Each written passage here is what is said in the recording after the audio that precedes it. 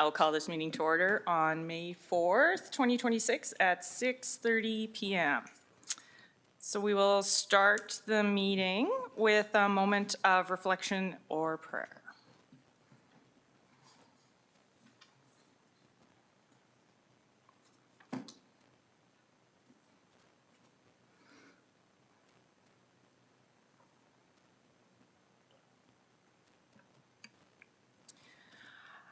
The City of Medicine acknowledges that we live and work on treaty territory. The city pays respect to all Indigenous peoples and honors their past, present, and future. We recognize and respect their cultural heritages and the relationships to the land. So, number 5, we will do the adoption of previous council meeting minutes. Does anyone have any objections? Seeing none, council will adopt the minutes of April 20th, 2026, regular council meeting, and April 27th, 2026, regular council meeting as presented. The adoption of the agenda. Are there any changes to the agenda? Yeah, Councillor Cox. Yes. A little tardily, but I'm bringing a notice of motion this evening. I think it's relevant and topical. You're all aware of the issue, and I will bring that forward at the end of the meeting, and I will also be seeking consent of this council to proceed to hear and vote on the motion this evening. Okay, and then do you have another one, or do I say that one? Oh, and then there'll be another item 10.6, an appointment to the Subdivision and Development Appeal Board will be added to the agenda. So can we get a motion to approve the agenda as amended? So move. And if I may take this opportunity just to remind you, you were going to reflect or make observations about the regrets for this evening's meeting from... Yes, I'll do that in councillor announcements. Okay. Councillor Cox moved. Do I have a seconder? Seconded. Councillor Reinish. Okay, all in favor? Oh. How do I do it? Oh, gotcha.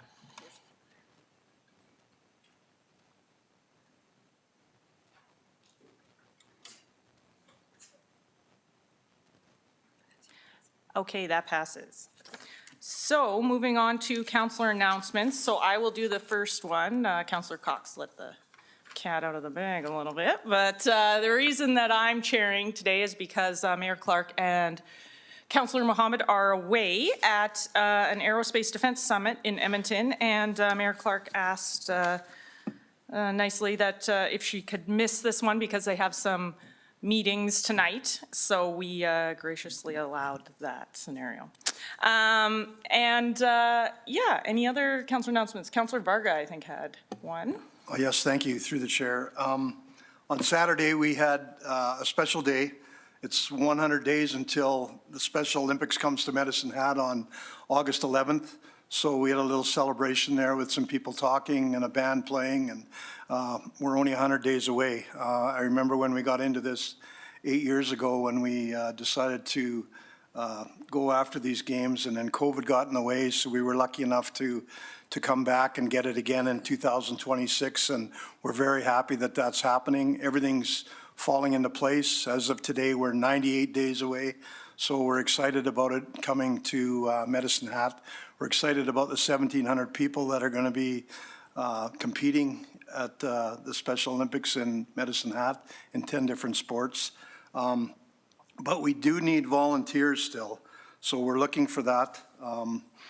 What I'd like to see is if you're interested in volunteering, we still need quite a few, so it's www.socmedhat2026/volunteers.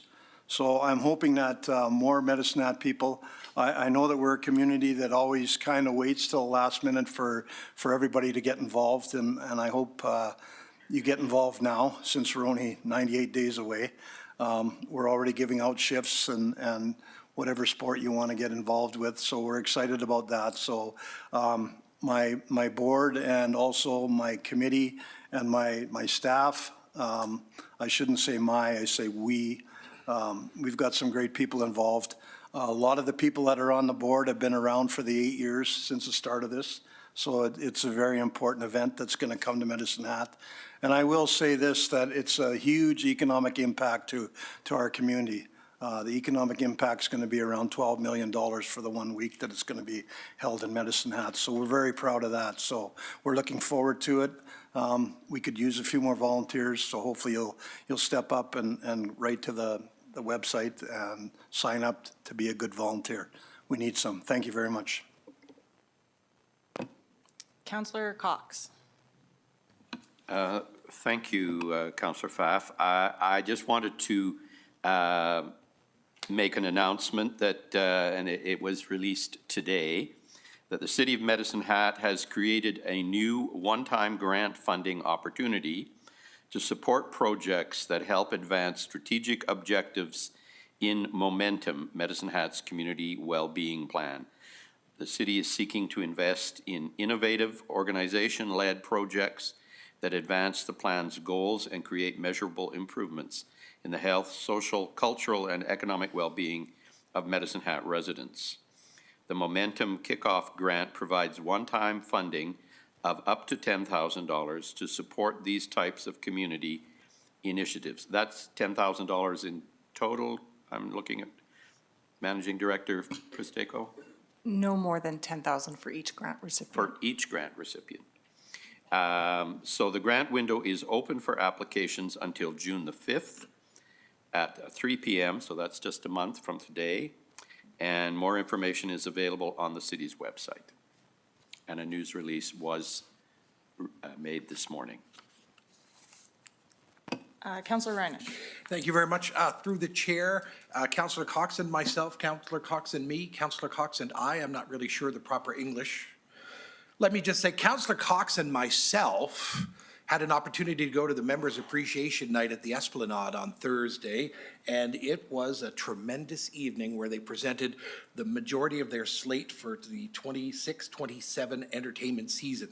Now, the full slate gets announced tomorrow morning at 8 o'clock, including a 25th artist that we weren't told about, that we weren't privy to. And there's an embargo going on, so I can't tell you that some of the acts include Brent Budd and Matt Dusk and Michelle Wright. I can't tell you that. And I can't tell any of you that Tom Morello, who's currently on stage with Bruce Springsteen, is coming to play the Esplanade as part of their next season. But if you tune into all of the social media tomorrow morning at 8 a.m., public ticket sales begin, early bird pricing is available on select shows, and you will see the wonderful entertainment lineup that the Esplanade is bringing in that Councillor Cox and I had the opportunity to get a preview of the other night. It's a tremendous lineup, and kudos to our team that brought in this lineup. Well done, and I look forward to going to several shows myself. Thank you, Councillor Reinish. And I will pass the mic over to Interim City Manager Hutter to introduce. We have a new member of the leadership team here today. So take it away, Manager Hutter. Thank you, Councillor Pfaff, and through the chair, I would like to take a moment to introduce our new Managing Director of Corporate Services and CFO, Mustansar Nadeem. Mustansar joins us from the Edmonton North Primary Care Network, where he served as Executive Director, He brings a wealth of leadership experience in post-secondary administration, having previously held roles including Vice President of Finance at Mount Royal University, Vice President of Administration at Mount St. Vincent University, Vice President of Corporate Services and CFO at Olds College, and Director of Finance and Administration at Parkland College. He is also a former resident of Medicine Hat and holds a Bachelor of Commerce in Accounting and an MBA, and is currently pursuing his doctorate in Business Administration. We are very excited to welcome Mustansar back to our community and into this important role with the City of Medicine Hat. I would also like to take this opportunity to thank Lola Barda for her exceptional support in the interim role over the last 9 months. I know I speak for the entire executive leadership team when I say that we have truly enjoyed working with Lola. So thank you very much, Lola, and welcome to the team, Mustansar. Thank you, City Manager Hutter. I echo your comments. We are really thankful to Interim Managing Director Barda for all her hard work over these last many months, and we're equally excited to Welcome, Managing Director Nadeem. I'll pass it to you if you want to say anything, or maybe I put you on the hot seat and you weren't prepared for that. Give me a wink of either word. Okay, he's going to do it. Okay, let's hear it. Good afternoon, folks. Really appreciate the very kind introduction, and my pleasure to be here. It's been such a tremendous, warm welcome. Great to be back in Medicine Hat, and I look forward to serving the community, serving the city to the best of my abilities. Excellent, thank you. And I believe Councillor Reinish had one more announcement. Thank you very much, Managing Director Nadeem. Welcome. Good to have you here, sir. And Interim City Manager through the chair. I would also like to take an opportunity to recognize Economic Development Week. It runs from May 4th today. May the 4th be with one and all, by the way, led by the International Economic Development Council. This annual celebration highlights the work that strengthens communities, drives innovation, and builds resilient local economies. In participation of this week locally, we are highlighting a local initiative, the Opportunity Medicine Hat Talent Edition, led by the Medicine Hat Economic Development. This edition of Opportunity series focuses on workforce and builds on the success of the 2024 investment attraction. We are proud to build on their momentum and look forward to continuing to support workforce development, economic growth, and new opportunities here in Medicine Hat. Excellent. Okay, thank you for all the announcements. We will move on to the consent agenda. So does anyone want to pull any items from the consent agenda for discussion? Seeing none, can I get a motion to adopt the consent agenda items as presented? So moved. Seconder? Second. Okay, we will vote on that one.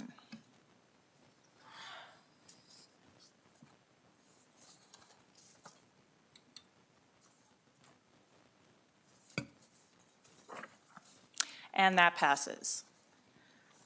We will move on to number 9, the public hearings. So, as previously self-introduced, I am Deputy Mayor Pfaff. I will be the chair of the public hearings this evening. All verbal interactions are to be directed through me. The purpose of this public hearing is for council to hear and consider submissions from the public regarding the rezoning of 201 2nd Street Northwest, the site of the former Riverside School, from direct control district to low-density residential district.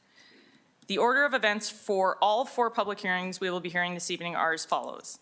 Administration will make a presentation first, followed by an opportunity for elected officials to ask questions of clarification. I will then ask the city clerk to read the notification report.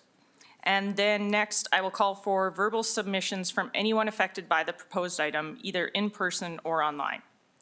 Participants in the gallery will speak first, followed by those attending virtually. If you are attending virtually, you must use the raised hand feature to indicate your request to speak during the appropriate submission period. The names of those who wish to speak online will be submitted to myself in the order in which hands were raised. All virtual participants will be muted until it is their turn to speak. When called upon, participants must have their camera on during the presentation. This will be the same process for each round of submissions. And there will be 3 rounds of submissions. First, we will hear from those in support of the proposed item. In-person attendees speak first, and then the virtual ones. Next, we will hear from those in opposition to the proposed item. Again, in-person speakers first, virtual second. Lastly, we will hear submissions from anyone who feels they have not had a fair chance to speak. Online participants, again, use the raised hand feature during the final round to indicate their request to speak. If any presenter is referring to a written document, including a map, photograph, or report, a copy of those documents must be left with admin staff or forwarded to clerk@medicinat.ca for distribution. To ensure consistency and fairness amongst all participants, oral presentations from those in support or in opposition will be limited to a maximum of 5 minutes. So we'll have a countdown timer. It'll be visible on the screen. And at the end of 5 minutes, staff will deactivate the microphones. So make sure that you finish saying what you need to say at the end of 5 minutes.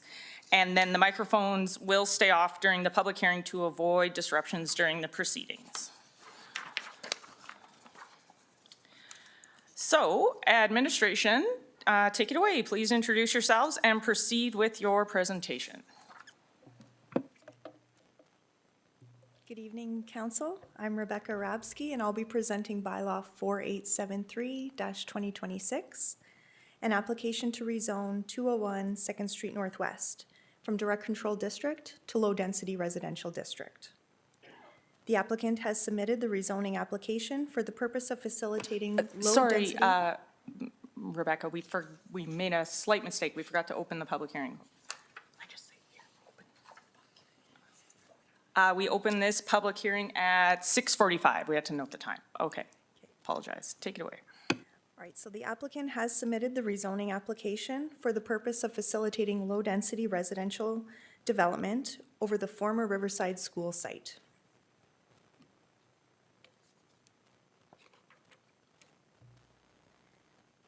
Steps are advancing to prepare the land for low-density residential development.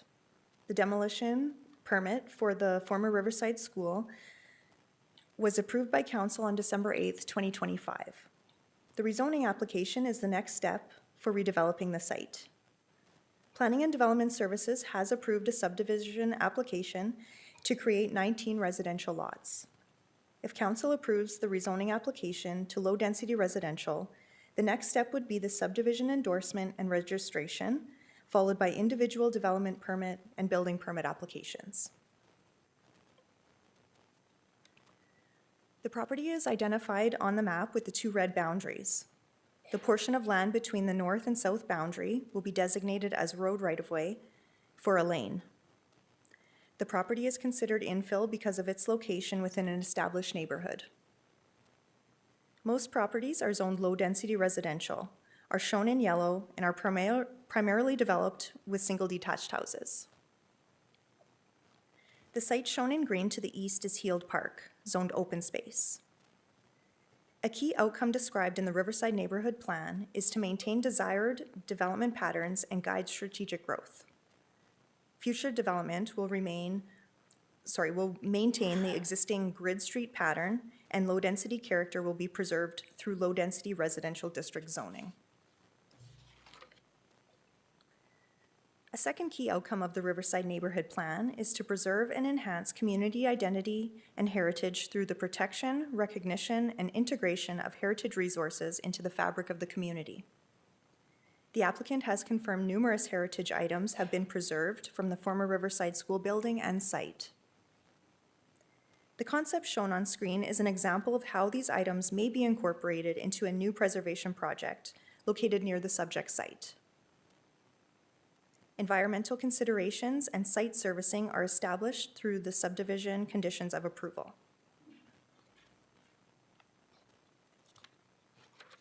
So the next 4 slides show aerial views of the property and surrounding neighborhood context of low-density residential development.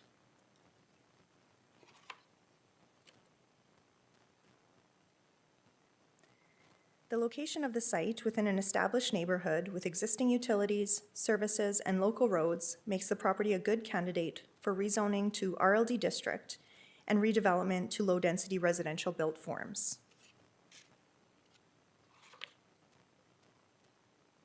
With the degradation of the Riverside School building and its recent demolition, direct control zoning of the site or on the site is no longer necessary.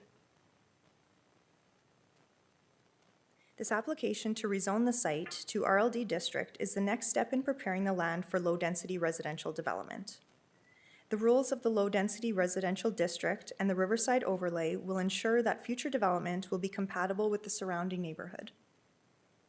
I'll note that on March 18th, 2026, the Municipal Planning Commission unanimously voted in favor of moving this application to Council for your decision. This concludes the presentation with the formal request for decision shown on the slide. Thank you.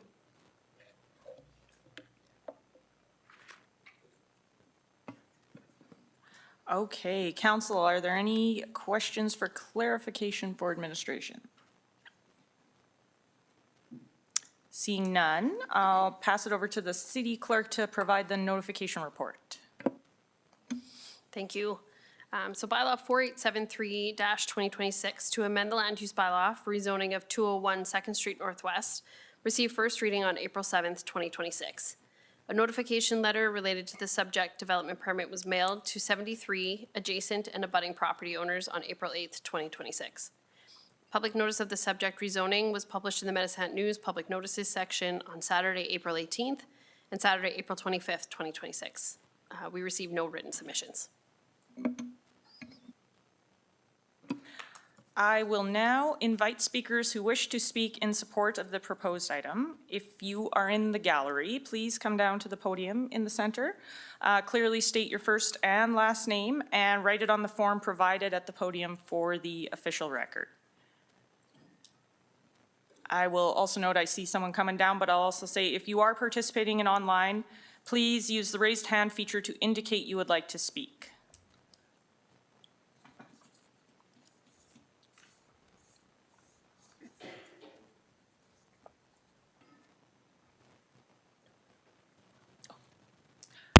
Go ahead. Hello, check one, check two. Is this picking up at all? It doesn't sound like usual. Stand by, we're having technical difficulties. Check one, check two. There we go. You got it. But wait, there's more. Hi, Deputy Mayor Pfaff and members of council. You all know me, Caleb Borge, local housing advocate. I'm here to speak in favor of this particular development. I'd like to note in the gallery, there's far fewer people than there was when we were discussing tearing down the school at first, which means I guess more people have come to terms with the fact that we're losing a beloved building that could have been used for other things. And we're moving on to the next best thing, which is finding more ways to get property tax for the city. I personally would have loved if there were more options for higher density housing to get more people in Medicine Hat. Recently, I went by the Broad Street apartments that are being built on Dunmore Road, and having a conversation with the salesperson there, I found out that out of the well over 100 units that are being built there, there are only 13 that were being built for low-income housing, which is great. That any are being built at all. And also that most of the units that were being sold or being agreed to rent were being purchased by people from outside of Medicine Hat looking to move here. So there is an abundant need across the country that Medicine Hat is filling, and the more housing we can build in Medicine Hat, the more room there is for Medicine Hat's own population and people from across the country to expand here. I do have two almost ritual questions I ask every time, because not everyone chooses to have a car in life, and distances to travel over 2 kilometers when carrying groceries can be very burdensome, particularly for older people. So my two questions are, as always, and I will be asking these later if they're not brought up in advance, how far away is the nearest grocery store by foot, and where is the nearest bus stop? Thank you.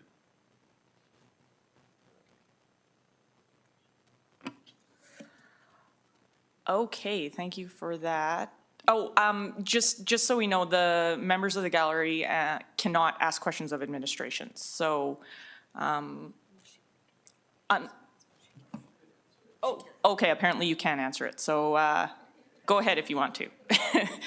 This is my first rodeo. Sorry, folks. So I do know that there's a transit. Mic's not on. I noticed that there's Nope.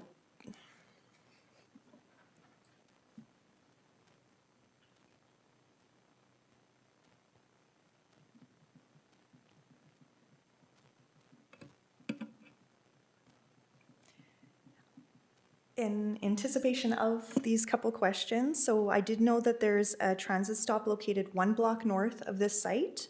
It's on the 200 block of 3rd Street Northwest.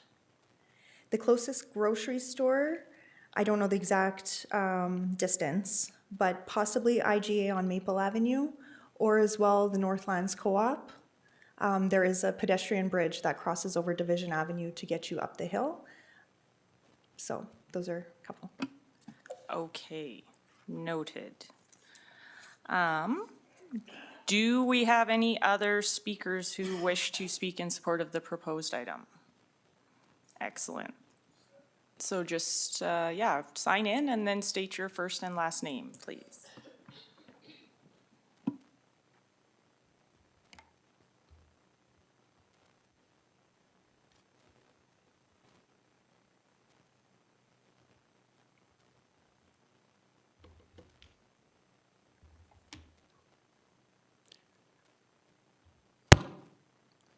Hello, councilors, division managers. Oh, please state your first and last name.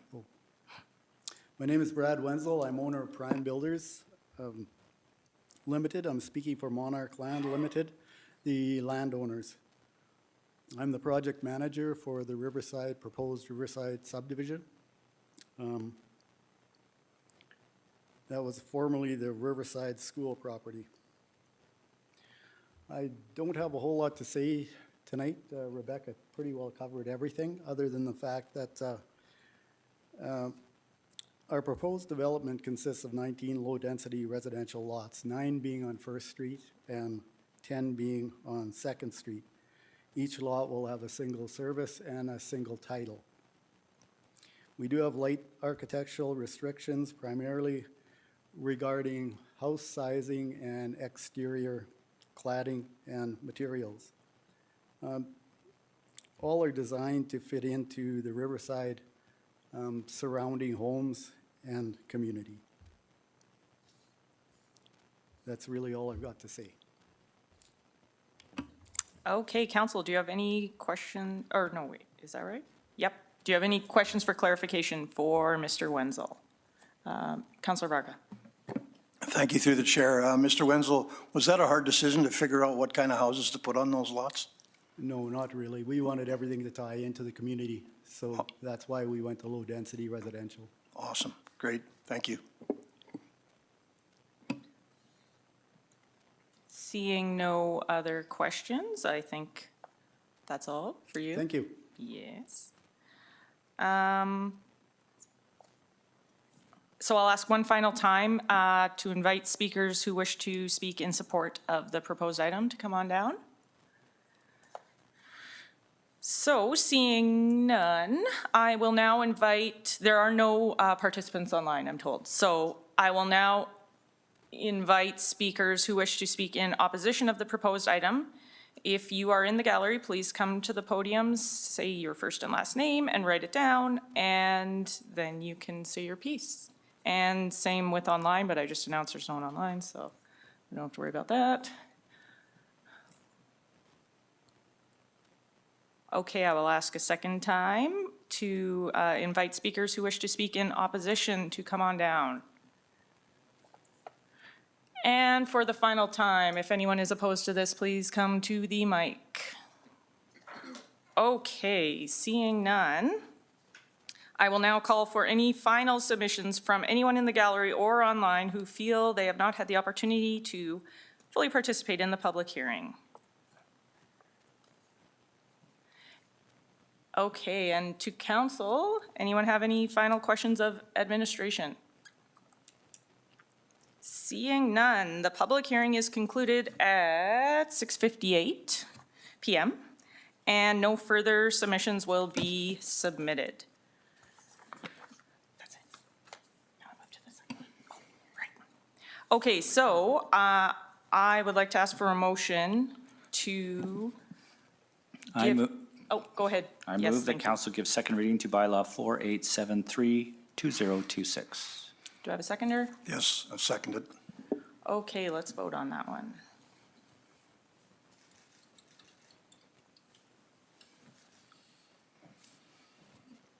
And that passes.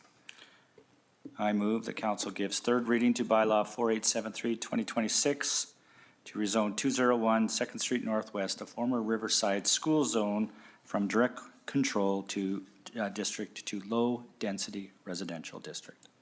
I'll second that. And we'll vote.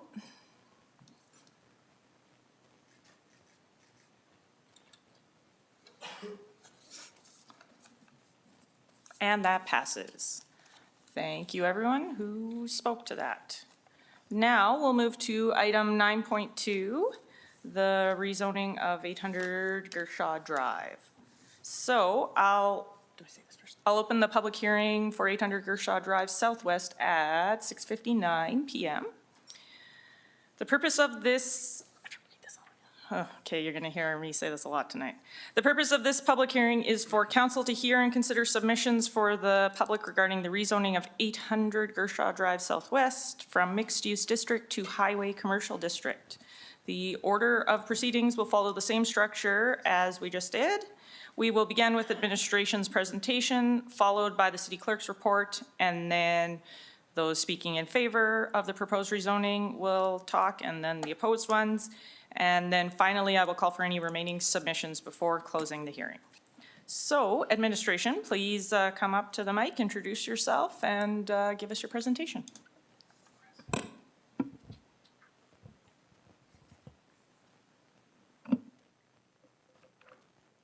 Thank you, Council. I'm Brad Irwin, Senior Planner with Planning and Development Services, and I'll be presenting bylaw number 4875-2026. So this application proposes to rezone 800 Gershaw Drive Southwest from mixed use district to highway commercial district.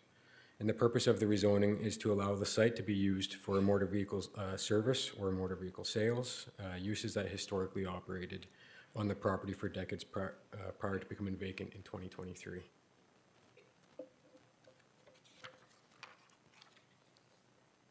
So some of the project steps. So this application is currently at the rezoning stage, which is a decision of council. If council proceeds, the bylaw must go through a statutory public hearing before further readings. Any detailed review of the site design, impacts, access, and any mitigation would occur later at the development permit stage, followed by building permit if required. So I'll run through some site context here. So the site is 0.228 hectares in size and is located directly along Gershaw Drive Southwest, which functions as Highway 3. Some of the adjacent lands include highway commercial uses along the corridor, mixed-use properties across Gershaw, and low-density residential to the west. So this is not a commercial expansion into a residential area. It's a corridor site within an established highway-oriented commercial context. So the rezoning is required because motor vehicle service and sales was removed from the mixed-use district in 2022 through amendments to the Land Use Bylaw. As a result, the current zoning no longer accommodates the historic and intended use of the property. Rezoning to commercial highway restores alignment between the function of the corridor, the historic land use of the site, and the surrounding zoning pattern.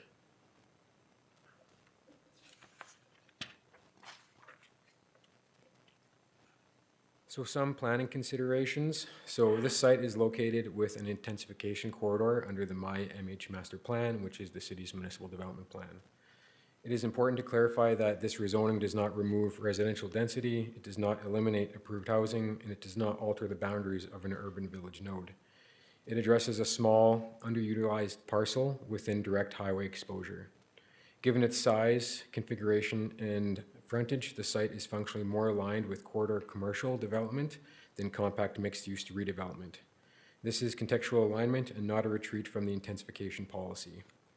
So the site is adjacent to River Heights. Some potential impacts such as noise, lighting, traffic, any environmental considerations will be addressed at the development permit stage.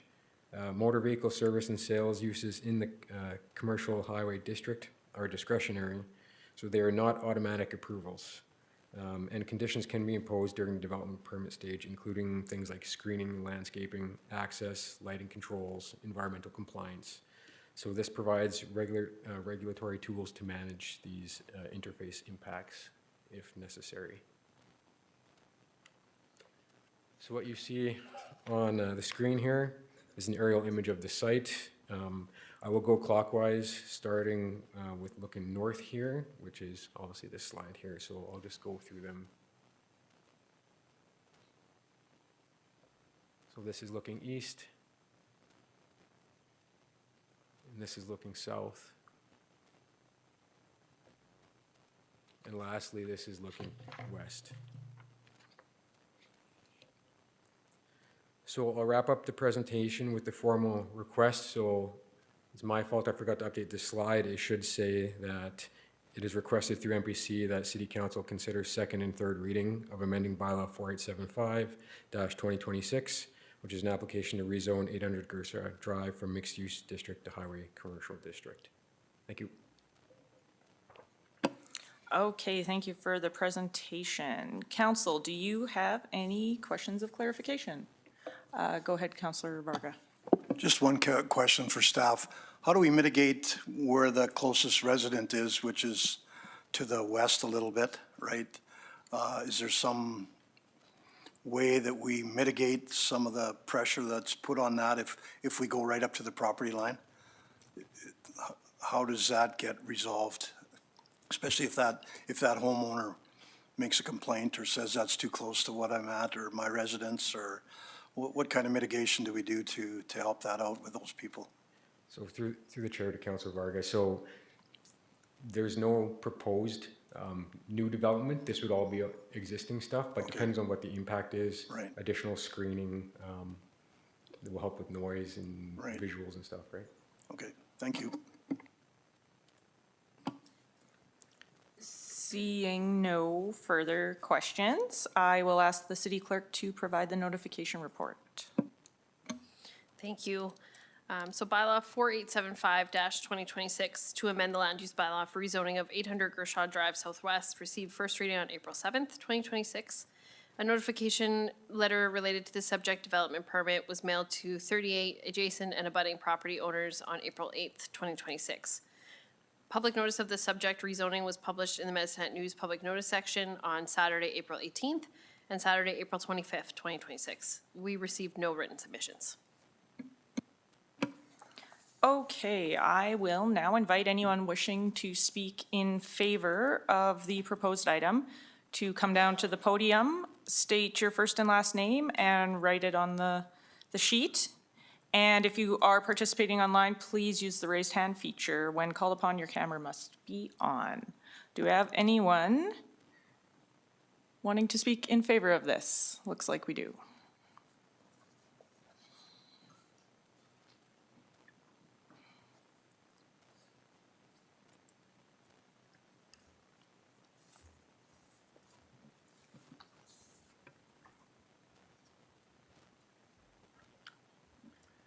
Check one, check two. Hey,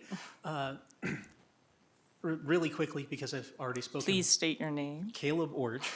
Thanks. Really quickly, just to go over it, while I would love to see more housing on this site, because I'd love to see more housing everywhere, even in the middle of the light industrial, I do not care. Not every site is equally well developed for housing, and the city has other needs. We, to the best of my knowledge, don't have too many used car lots in town. And that's another affordable thing people need to get around. It's located just off Highway 3, which is a good place for that commercially. And while I don't know that a lot is the highest and best use for the site, I do know that development is a good thing. So I am in favor of this particular development. Okay, I will ask for the second round of inviting anyone down to speak in favor. Third and final round to come down to speak in favor. Okay, seeing none. Council, do you have any questions for the lone in favor speaker? Okay, seeing none. Round two. Those in opposition. Anyone opposed to this, please come to the podium. Anyone online? No one online. Okay. Second chance. Come down to the podium if you want to speak against this. Third and final chance to come to the podium. Okay, seeing none, I will call for the final submission for anyone who feels that they have not had the opportunity to fully participate. Please come down. Okay, council, are there any outstanding questions for administration? Because no one came to the podium, so do you have any questions for admin? Seeing none. This public hearing is concluded at 7:09 p.m. I move that council give second reading to bylaw 4875-2026. I'll second that. Let's vote. My committee. And that passes. I move that council gives third and final reading to bylaw 4875-2026 to rezone 800 Gershaw Drive Southwest from mixed-use district to highway commercial I'll district. second that. And we'll vote.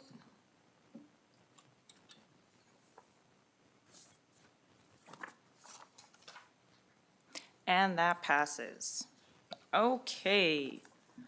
Moving on to the next one. I will open the public hearing for 2 and 6 Sierra Green Southwest at 7:10 PM.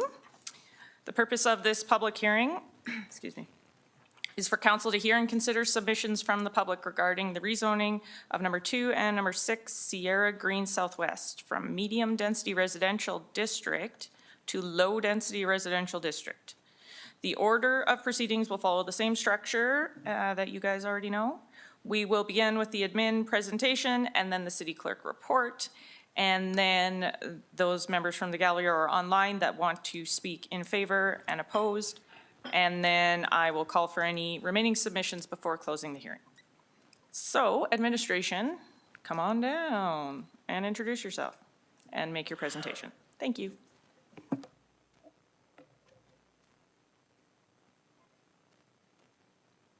Thank you, Council.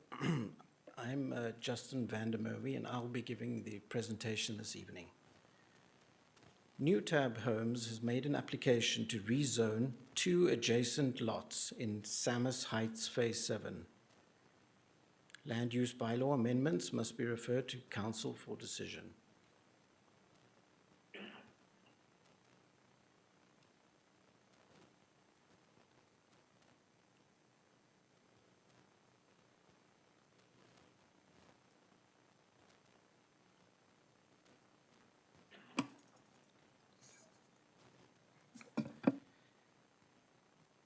Samus Heights Phase 7 is the last phase of development in the wider Samus Heights neighborhood. This application proposes to rezone the 2 parcels shown on the screen from medium-density residential to low-density residential. The application has been made to facilitate the construction of single detached houses. The medium-density residential district does not allow single detached houses to be built. A rezoning to low-density residential is required to allow for the single detached houses.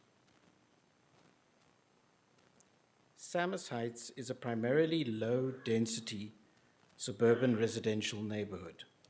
Development began over 2 decades ago and has occurred in 7 phases. The statutory plans for the Samus Heights neighborhood have undergone several amendments which did not result in substantial changes to density or land use. In 1999, 2000, 2001, Council approved minor adjustments to the overall plan for the community.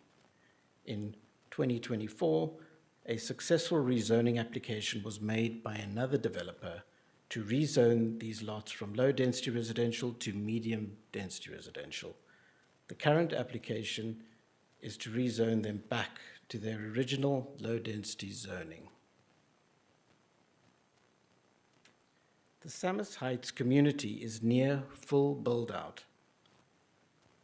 When reviewing rezoning applications, it is in neighborhoods that have ASPs or area structure plans in place. It is important to confirm that the proposed rezonings will not result in a significant departure from the density targets within the plans. The current rezoning is particularly low risk in respect of density, as it is effectively a downzoning, going from medium density back to low density. For context, this table compares the number of residential units per built form planned for Phase 7 with the current number of units that have been developed. The number of vacant lots remaining and the likely number of units to be built on these lots, pending future rezonings, is also shown.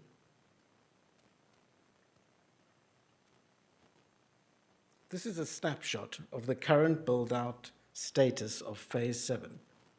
The Samus Heights neighborhood generally has a density of 24 units per hectare. Phase 7 comprises 4.44 hectares of developable land and a projected 109 units for an overall density of 24.5 units per hectare.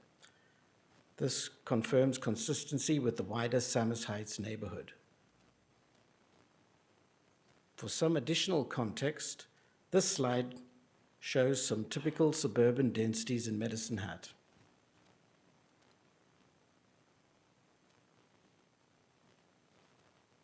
This slide shows a good amount of parking for the two properties, demonstrating that they have enough parking for single detached houses. As we show some images of the properties, we just wanted to emphasize some of the key points in terms of planning for Summers Heights Phase 7 and the current build-out status. Council can be confident that everything is in order. A decision to approve the proposed rezonings will not result in a shift away from the adopted plans in terms of density and land use, especially as it will return the property to its original low-density zoning.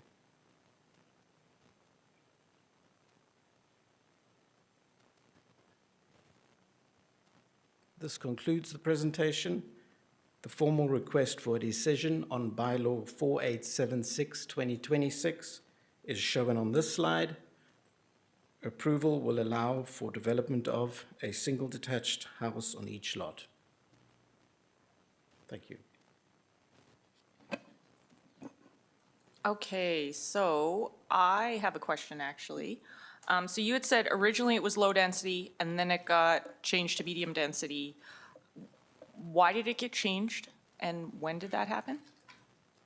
Maybe you don't know the answer to those questions, I don't know, but.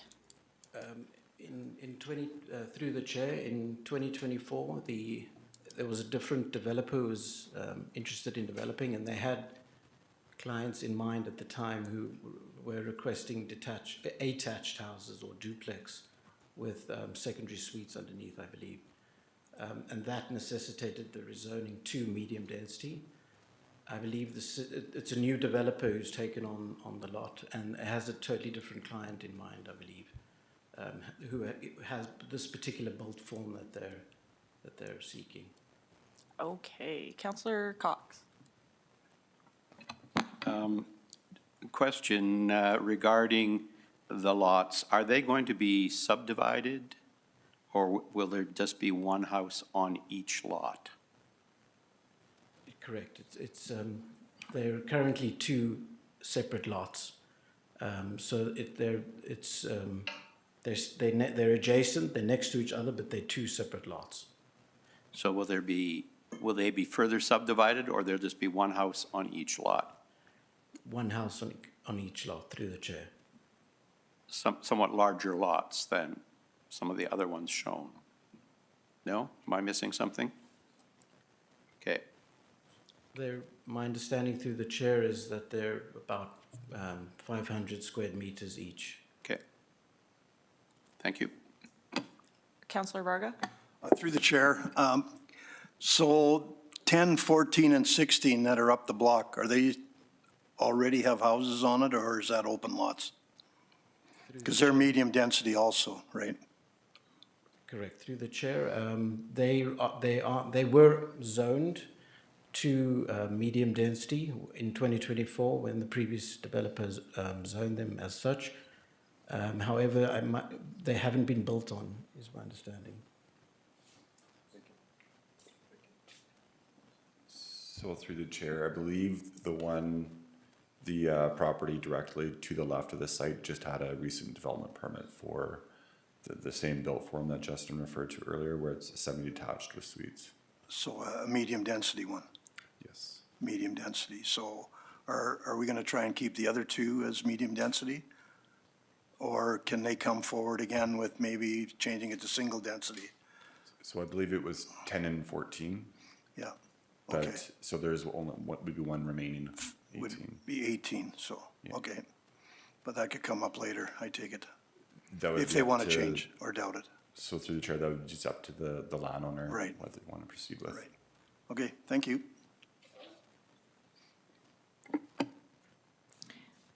Seeing no further questions from council, I will ask for the city clerk to provide the notification report. Thank you. So bylaw 4876-2026 to amend the land use bylaw for the rezoning of 2 and 6 Sierra Green Southwest received first reading on April 7th, 2026. A notification letter related to the subject development permit was mailed to 49 adjacent and abutting property owners on April 8th, 2026. Public notice of the subject rezoning was published in Medicine Hat News Public Notices on Saturday, April 18th and Saturday, April 25th. One written submission was received from Gary and Bev Bardell. Okay, I will now invite anyone wishing to speak in support of the proposed item. If you're in the gallery, come down to the podium and state your first and last name and write it on the form provided. If you are participating online, do we have any online? Well, if you are, please use the raise hand feature. When called upon, your camera must be on. Okay, no one online. Okay, second time. Anyone want to speak in favor of this? Please come down. Okay, third and final time. Anyone want to speak in favor of this rezoning? Seeing none, I will ask for those in opposition. Please come down to the podium and say your piece. I knew I could count on you, Caleb, to say something.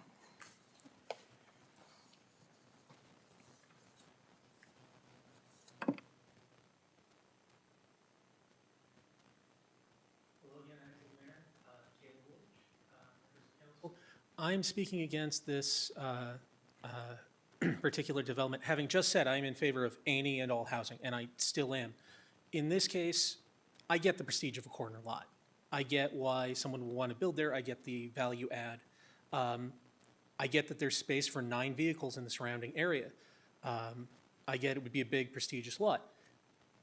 But if you could go back in the slideshow to the number of lots that have actually been built according to the area structure plan, unless I'm misreading something, it's gone from 109 to 64.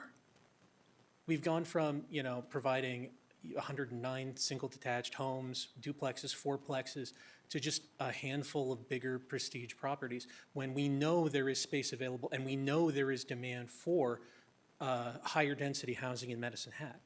Now, again, I'll ask my eternal question. Where is the nearest bus stop and where is the nearest grocery store? How far away is it? Because as best I understand, a corner lot like that is a great place to put a bus stop if there isn't one in a convenient distance already. Thank you. Okay, I will allow administration if they want to answer that, but they don't have to.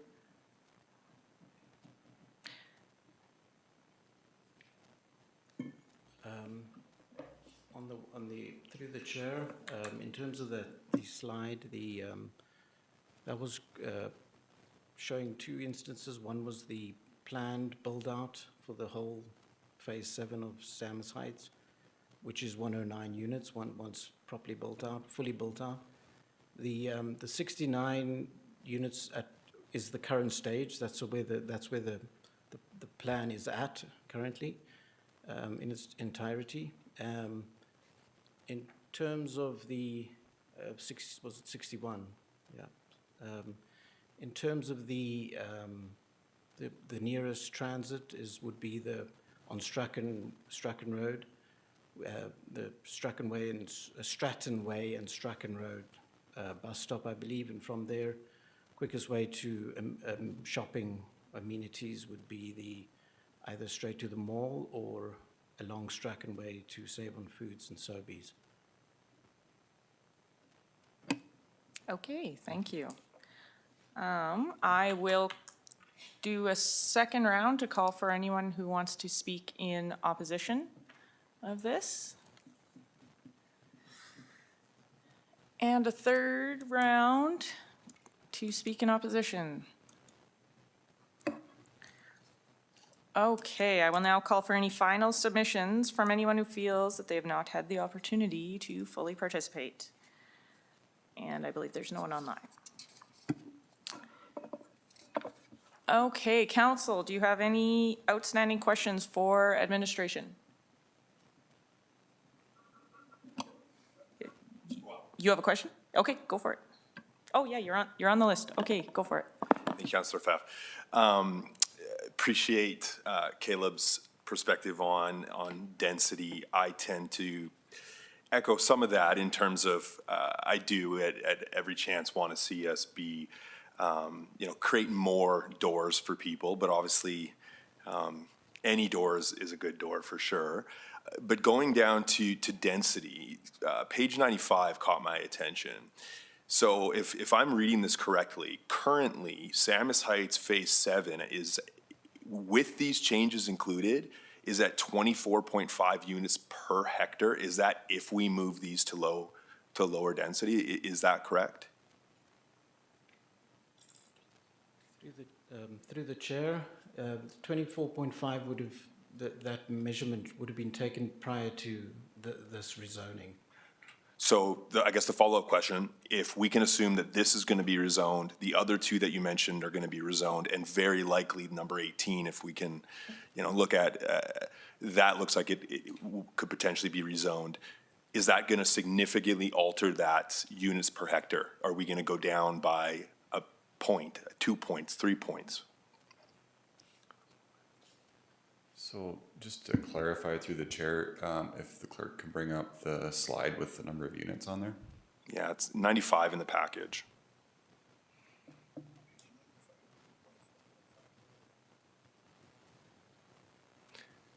Suburban density comparison.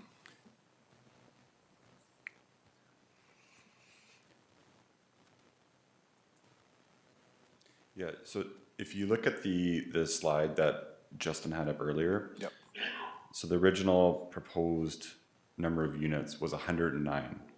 So what that slide showed was that to date, we've had 61 of those developed, and there's 45 lots remaining to be developed. Plus, there's also some additional medium density lots now available under the new scheme. So in essence, you're at or slightly above where you were before. With these going down, so the two lots directly to the southwest of these have been, they already have a development permit on them for 4 units, okay? So the two that we're talking about right now, going from potentially what would have been 4 units down to 2 units, it's not gonna affect substantially that 24.5 density. It's gonna marginally, if anything, change it. It might be a rounding error. Okay, that makes sense. So with that being true, we're still saying that Samus Heights and Samus Heights Phase 7 are still the highest suburban density neighborhoods within Medicine Hat, at least from the information. I'm sure there's neighborhoods that aren't included in there, but your Radchlands at 20, South Vista at 20, Southlands at 22. So while I agree that we want to see medium density, I still believe that with these changes, we still have a neighborhood that is looking really good in comparison to other neighborhoods. And so I just think it's important to highlight that we still have a good density there. So thank you. Okay, any further questions for administration?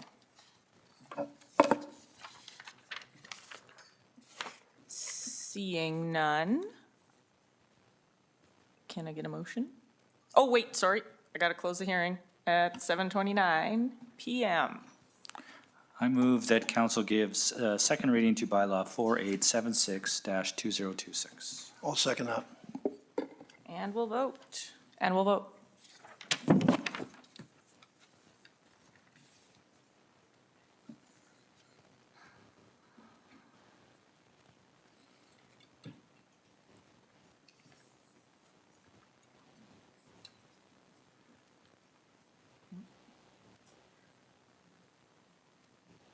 In this scenario, I think I'm mayor clerk, but hold on, technical difficulties.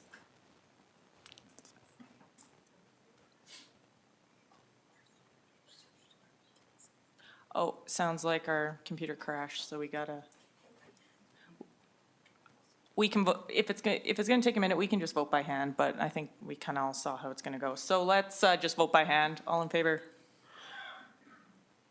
Okay, that passes. Excellent. I move that council gives third and final reading to bylaw 4876-2026 to rezone 2 and 6 Sierra Green Southwest from medium-density residential district to low-density residential. I'll second that.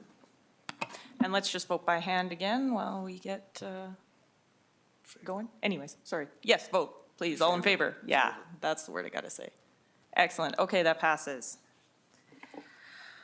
Okay. Fourth and final public hearing. I will open the public hearing for number 2 and number 4 Ranchero Place Northeast at 7:30 PM. So the purpose of this public hearing is for council to hear and consider submissions from the public regarding the rezoning of number 2 and number 4 Ranchero Place Northeast from low-density residential to medium-density residential district. The order of proceedings will follow the same structure that we just did. So we'll do administration's presentations, then the city clerk's report, then those in favor can speak, and then those opposed can speak. And then I will call for any remaining submissions before closing the hearing. So administration, please introduce yourself, although it looks like it's the same guy. Introduce yourself and do the presentation. Thank you. Thanks again, Council. I'm Brad Irwin, Senior Planner with Planning and Development Services, and I'll be presenting bylaw number 4877-2026. So the purpose of the rezoning is to allow the site to be used for a residential development consisting of 2 units with secondary suites.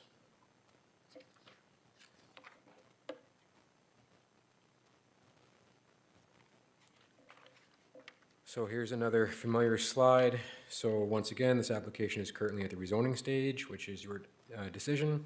If the council proceeds, the bylaw goes through a statutory public hearing before any further readings. And once again, any detailed review of site design impacts and access or any sort of that mitigation would occur later at the development permit stage, followed by a building permit. So here's some of the site context that you see. So the subject site is located at the intersection of Ranchlands Boulevard and Ranchero Place, marking the current edge of the developed Ranchlands 3B subdivision. It's a vacant lot that was originally serviced for a 2-unit attached housing back in 2009. And while the interior of the neighborhood is largely low density, across Ranchlands Boulevard and further east was already, we already see established west, we already see established medium density developments, including several 4-unit complexes.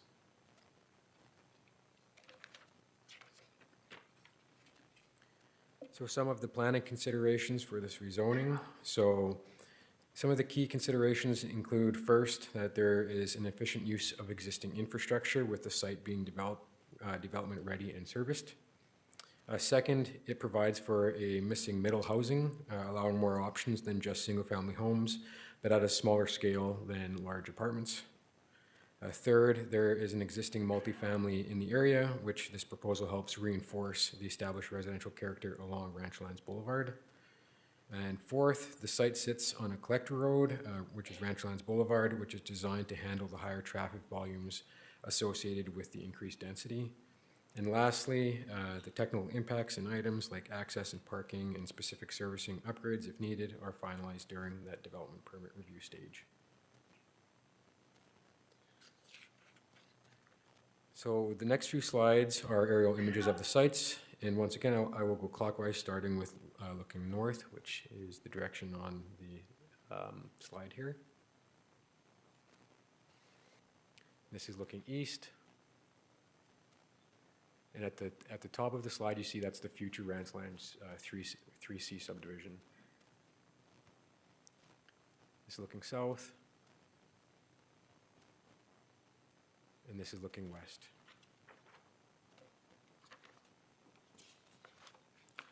So once again, there's an error on this slide here, which is completely my fault, but I'll wrap up the presentation with a formal request that City Council consider second and third reading of bylaw 4877-2026. And before I forget to mention, the bus stop is located on Terrace Drive and 20th Street, and the closest grocery store would be Co-op in Northlands. Okay, thank you for the presentation. Council, do you have any questions for clarification for Mr. Irwin? Oh, go ahead, Councillor Ranish. Thank you very much through the chair. I understand that because of the situation of this lot, that parking is a concern amongst some of the residents. Have you addressed parking and how many cars can park in this area? And can you? So through the chair, we have looked at parking. We've had some discussions which sparked this rezoning with the developer. There's ample on-street parking, but we've also discussed a secondary access to this site because we're aware that there's no back alley. So it's in discussion right now on whether to allow a second access off of Ranchland Boulevard, which will provide another alternative for the secondary suites to park off-street, as well as the principal dwellings to park from their normal driveway access on Ranchero.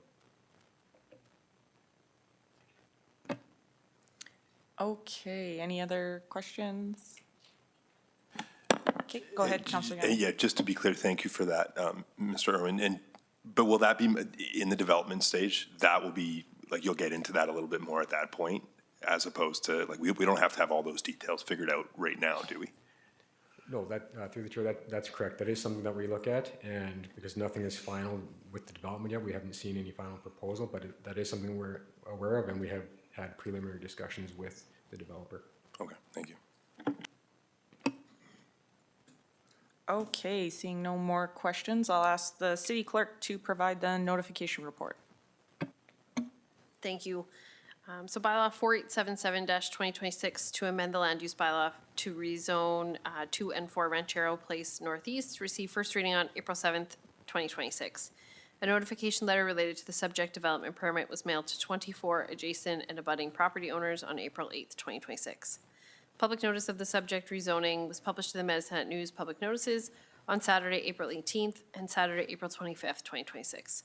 2 written submissions were received from Audrey Hollyland and Linda Taylor. Okay, I will now invite anyone wishing to speak in support of the proposed item to come down to the podium. And if you're participating online, please use the raised hand feature. Okay, I see we have a speaker. Hello again, Caleb Orge, guardedly in favor of this one. I was on the fence about it personally. As you can see from the map, this location is currently in the northeasternmost corner of the city. And the reason I keep bringing up grocery stores and transit is if you look and see where that bus stop is on 20th Street and I believe he said Parkview, that is a fair ways to walk, and it's an unwalkably far distance from Co-op. It's well past that safe, comfortable walking distance. The nearest place to get food, to the best of my knowledge, is the Circle K located at the strip mall on 20th Street, which is itself probably a 10, 15-minute trip on foot. Shorter if you have a bike, but at that point, it's a biking distance, not a walking distance. A senior stuck in that position by themselves would have to get a ride or a cab. And in terms of transit, that's a fair ways to go. But overall, I am in favor of this because currently we live in a car-centric city, and while I believe that'll change given fuel prices one day, the easier fix would be for us to add a transit stop further into Ranchlands, and I beg the City Planning Department and Council to consider that. Thank you very much. Okay, do we have any questions for the, oh no, we don't have questions for that, sorry. Oh no, I'm right. Do you guys have any questions for Caleb? No. Okay, I will do round 2, asking people to come down to speak in favor of this. And third and final round to come down to speak, or if you're online. No one online, okay. Okay, now I will ask for those in opposition to come down to the podium to say your piece, if so desired. Seeing none, I'll do a second round. Come down if you don't like this. And a third and final round, chance to speak in opposition. Okay, I'm going to call for final submissions from anyone who feels that they have not had the opportunity to fully participate in this endeavor. Okay, council, are there any outstanding questions for administration? Seeing none, I will conclude this public hearing at 7:40 PM. No further submissions will be accepted. Can I get a motion? I move that council gives second reading to bylaw 4877-2026. I'll second that. Our vote thingies are working again, so we can use that to vote.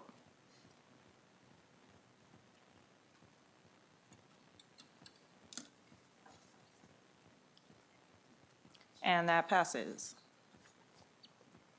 I move that council gives third and final reading to bylaw 4877-2026 to rezone 2 and 4 Ranchero Place Northeast from low-density residential district to medium-density residential district. I'll second that. And we'll vote.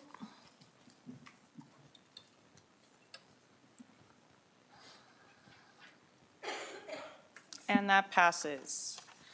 Thus concludes the public hearing portion of the evening. Thank you for everyone who participated. Thanks to staff for your presentations. And we will move on. So, number 10.1, new business. So this is entitled the Alcohol Consumption in Designated Parks Pilot Project, sponsored by myself. So, do we want to get the motion on first and then? We'll get the motion on first and then we'll do a presentation, or, sorry, not a presentation, but Managing Director Pristeko will speak to it at that point. So, Councillor Cox, I believe you're the man of the hour. Designated hitter. Whereas policy 0130, the city's alcohol management policy, provides mechanisms for approval of sale or consumption of alcohol on or within city land and city facilities. Now therefore be it resolved that council directs administration to develop and implement a pilot program to permit alcohol consumption in designated city park areas from July 2nd, 2026 to September 30th, 2026. Pilot project must be in accordance with applicable legislation and city bylaws and policies and include clear rules and limitations. It must include public communication and signage outlining permitted use and expectations for responsible behavior. And it must involve engagement with the community before, during, and after the pilot project to gauge impact and public opinion. And finally, report back to council at the conclusion of the pilot with findings including data on enforcement issues, safety impacts, and community feedback, as well as recommendations on whether to expand, modify, or discontinue the program. I'll second it. Okay, I'll open it up. I'll just do a brief, I'll just briefly say I am the person, the counselor, that brought this forward to council. It was sort of my brainchild, but since I'm chairing tonight, Councillor Cox, as Chair of Public Services, offered to make the motion. Yeah,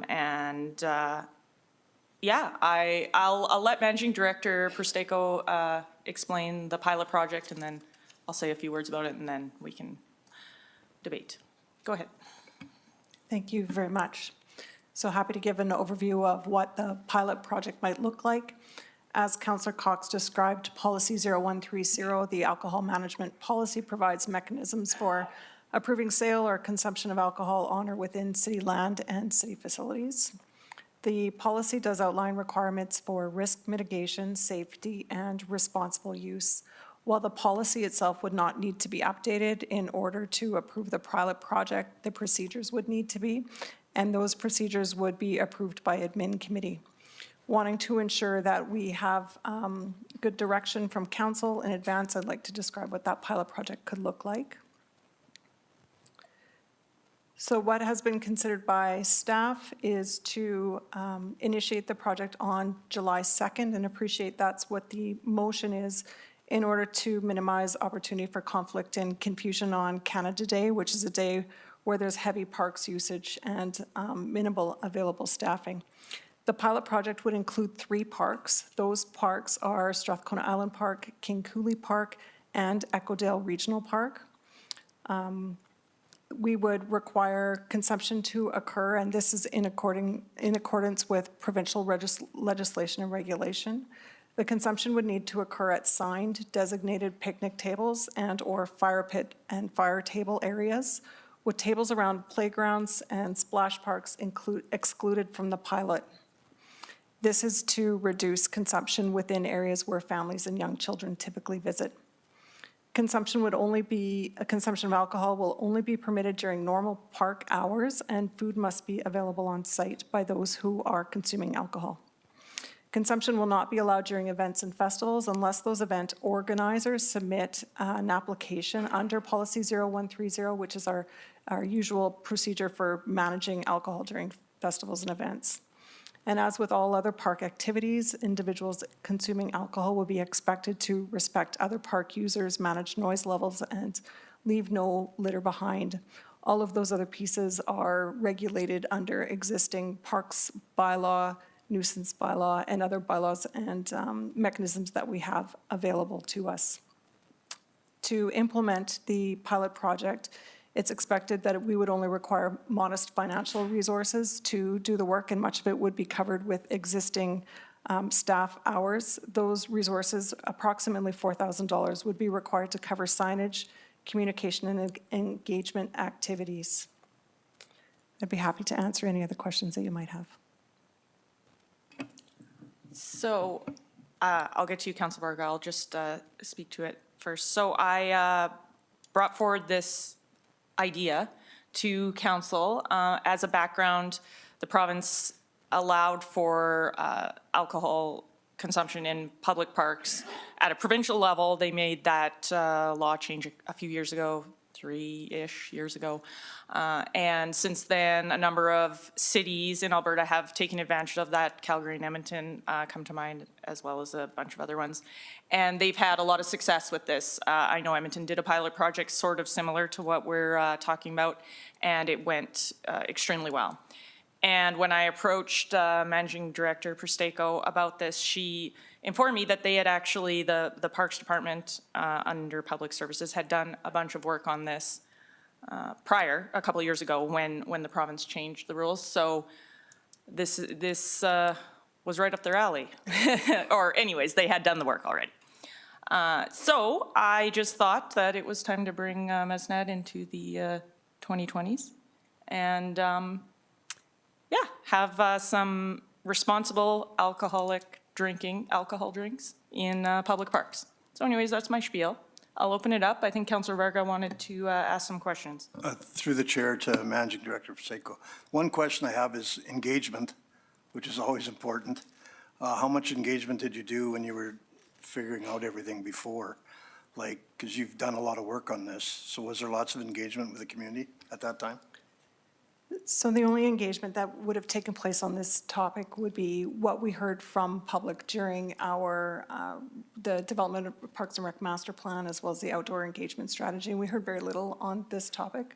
Okay. Our plan would be to do some engagement prior to the pilot beginning, during the pilot itself, and we would have staff visit parks to talk to people in these spaces to understand what their experience is, and to continue to hear from park visitors throughout. And at the end of the project as well, we'd release similar surveys before, during, and after to understand if people are having the experience they expected, if they had concerns, if those concerns had been resolved during the pilot project, and or if it was a positive experience for them. So we'll do some online, and we'll have staff out in our park spaces as well. So follow up. So are we going to do a little bit before it actually takes place on July 2nd? Yes, yes, we will. How are we going to go about doing that? We will primarily have our pre-pilot project survey that will take place online.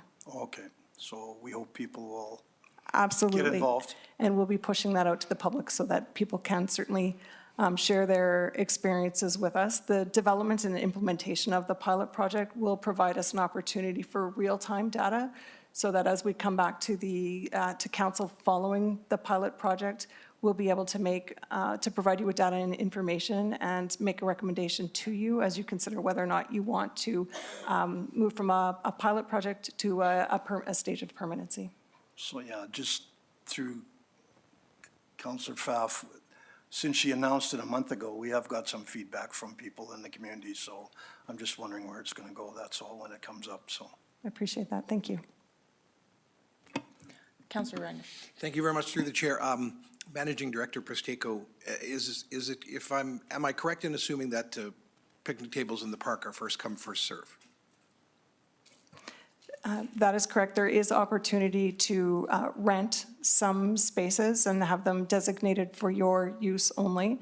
If they are not rented, then they are first come, first serve. So the ones that have signs on them saying this area is available for alcoholic beverages, will they be able to rent or will they be first come, first serve? It will depend on where they are located. There could be a mix of both. Okay, so with a certain amount of tables being listed as for alcoholic purposes, will that mean there are less picnic tables available for people who are choosing to not drink in the park, or will this affect the amount of picnic tables and barbecue areas that will be available? We will have the same number of picnic tables and spaces available. Individuals who are choosing not to consume alcohol can certainly still use those spaces if they choose to do so. Okay, so a family can come in and take the last table that says alcohol and there won't be, shouldn't be a problem? Correct. Okay, thank you. Okay, any other comments, questions? Seeing none. Oh, no, he, under the wire, just in time, Councillor Cox. Are you asking for debate at this point or questions? Good point of clarification. Either or.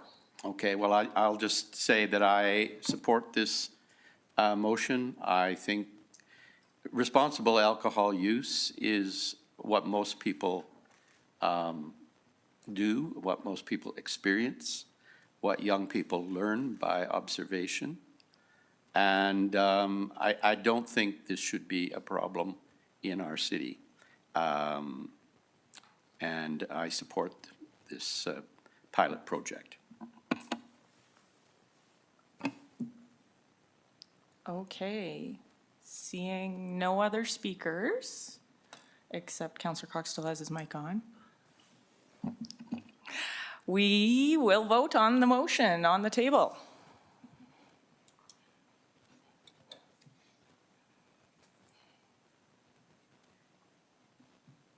And that passes. So we will leave it up to Managing Director Presteko to take that forward and make sure the public knows when and where and how they're going to be doing it. Perfect. Okay, moving on to 10.2, the whistleblower policy. So I will ask the Director of Finance, Lola Barta, to do an introduction and speak to this item. I guess not do an introduction, just talk about it. Go for it. Okay, thank you and good evening, Council. We're requesting Council to approve the new whistleblower policy 8051-2026. Approve $100,000 budget amendment funded from operating reserve, and rescind the existing fraud policy 8042 and whistleblower policy 8046 effective June 15th, 2026. The new whistleblower policy is intended to provide a safe, confidential way to report wrongdoing without retaliation, promote ethical conduct, protect public resources, and ensure concerns are addressed promptly. Key changes in the new policy includes consolidating elements of the prior whistleblower policy and fraud policies into a single updated policy. It expands who can report, including external parties, introduces independent third-party reporting and anonymous disclosures, and strengthens anti-retaliation protections. It also includes triannual anonymized reporting to Council through the Audit Committee. So as you may remember, this policy came forward to council in March 16th, 2026. We have made some further edits to the policy, and I'll just go through and highlight some of the changes that we have made since this was brought forward to council. So we updated the policy's effective date to June 15th, 2026. We expanded the definitions, including anonymized, de-identified, personal information, and audit committee. We strengthened the policy's protection by clarifying good faith reporting and broadening the retaliation definition, including conduct meant to dissuade reporting. We also adjusted the reporting timeline cutoff. So in section 3.3, we moved the transition date from November 1st, 2026 to December 15th, 2026. We adjusted the decision distribution oversight model where the third-party investigator will send a copy of the full decision to the city liaison, who will then distribute internally for those that need to know, and send a de-identified version of the decision to audit committee and the city manager. An audit committee will also receive triannual anonymized reporting. Once the policy is approved, we will negotiate and award the RFP and set up the third-party reporting and investigation services. And as this is a new policy and process, we will continue to monitor and review this process. If we identify any discrepancies or required updates or language that needs clarification, we will make the necessary adjustments and revisions and return to council with an updated version for approval. And we're happy to take any questions.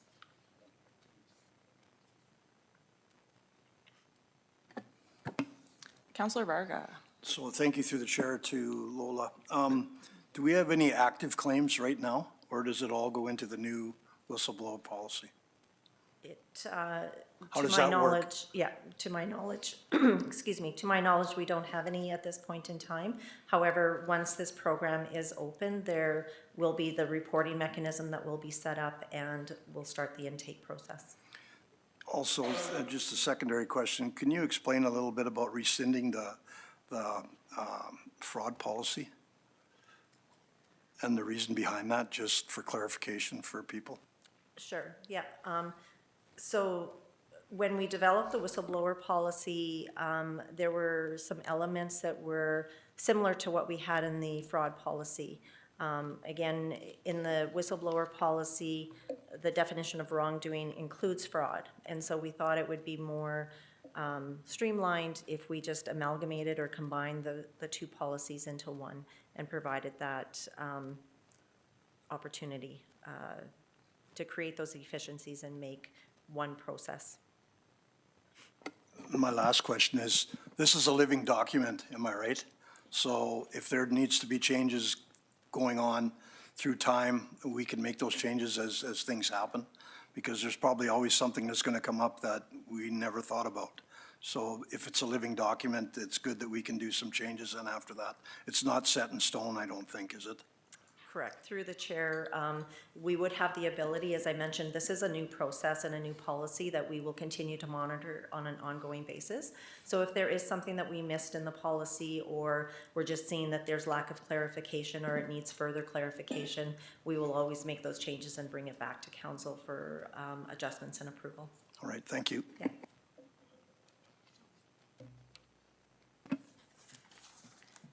Any further questions? Councillor Reinish. Thank you through the chair. I want to make sure that people who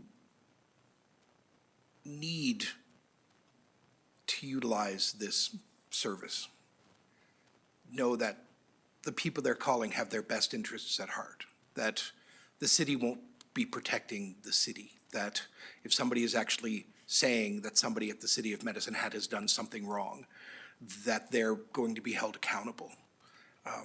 Can you verify for me that will be possible? I mean, I've sat through all the meetings, I've heard all of the explanations, but I just want to make sure that somebody who feels that they have no other choice but to utilize this service, this hotline, I want to make sure they get satisfaction or answers, or that somebody who's doing somebody wrong is held accountable. Yeah, we encourage people to use this hotline or this service. We want to make sure that there is an ability for internal staff, external people to report any wrongdoing. We want to be aware of it. We want to understand what's going on. So we do encourage that. It is set up so that it's not coming through city administration. It's going directly to a third-party service, where they will have the intake come in there, review the report that has come through, and then they will provide the information back to the city on their findings. Okay. I also want to make sure that people who work for the city are not going to be held accountable for things that don't necessarily happen. So if somebody calls the whistleblower hotline and says so-and-so did this, are they automatically put on restricted leave or restricted duty, or will there be an investigation into what the alleged incident is before? I just want to make sure everybody's protected and everybody's safe, and that this isn't being used for grudges or that sort of thing. Yeah, absolutely, through the chair. So the whistleblower making the report would be protected through the retaliation provision within the policy, as well the person or individual who the complaint is made against would have an opportunity to review the information about them and have an opportunity to also provide any feedback or their defense, I suppose, in those cases. So opportunities in both ways. We would not dismiss or suspend anyone until it is, I guess, the investigation is completed and it's verified that there was wrongdoing that had in fact taken place. And then that would be a discussion amongst city administration as to how to handle that situation. Okay, thank you. Seeing no further questions or debate? Let's get the motion on the table and then we can debate. The motion is not on the table. No one has made it. So take it away, Councillor Hammond. Thank you, Councillor Pfaff. So I move that Council 1 approves Whistleblower Policy 8051-2026 to be effective June 15th, 2026. Approves a budget amendment in the amount of $100,000 to be funded by operating reserve. Rescinds Fraud Policy 8042 effective June 15th, 2026. And rescinds Whistleblower Policy 8046 effective June 15th, 2026. And I'll second that. Okay, any debate?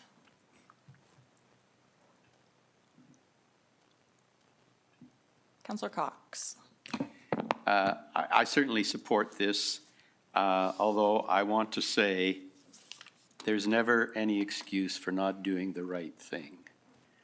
And so if people feel they need protection in making their complaints, so be it.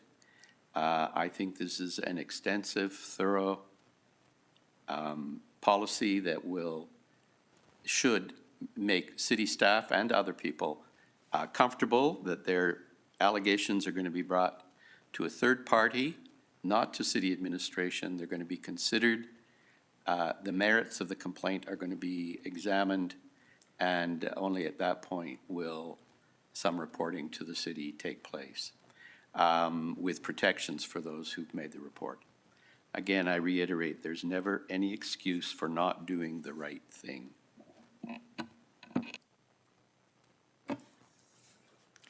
Any other comments, debate? Seeing none, we will vote on the motion.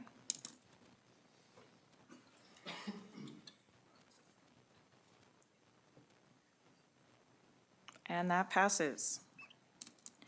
Moving on to 10.3. So this is the procedure bylaw amendments for 887-2026, sponsored by the city clerk. And I will ask interim city manager to provide an introduction. Thank you, Deputy Mayor Pfaff. Through the chair, I will actually hand it over to interim city clerk Zubrecki for an introduction. Thank you. Thank you. So the request for decision on page 203 of the agenda package outlines proposed amendments to the procedure bylaw, including some housekeeping updates and the establishment of a budget committee in response to council's earlier direction. This item is being brought forward for first reading, though council may choose to give all 3 readings at this meeting should they wish to advance the amendments tonight. I also have Rondi Corvin present, policy coordinator. Should council wish to receive a more detailed overview of the proposed amendments or have any questions they'd like addressed. Could you explain the procedure for if we want to do second and third reading? How does that work? Yes, thank you, through the chair. So first reading will come forward first, then second reading will be proposed, unanimous consent to have third reading will come forward, and that'll be the flow. Okay, so do we want to do the motion first? Okay, why don't we get the motion on the table, and then we could talk about it.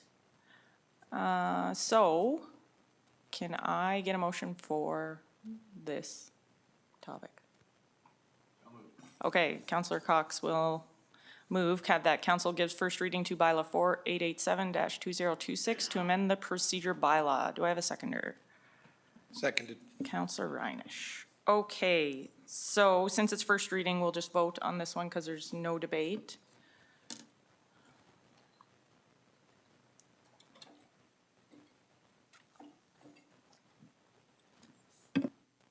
That passes.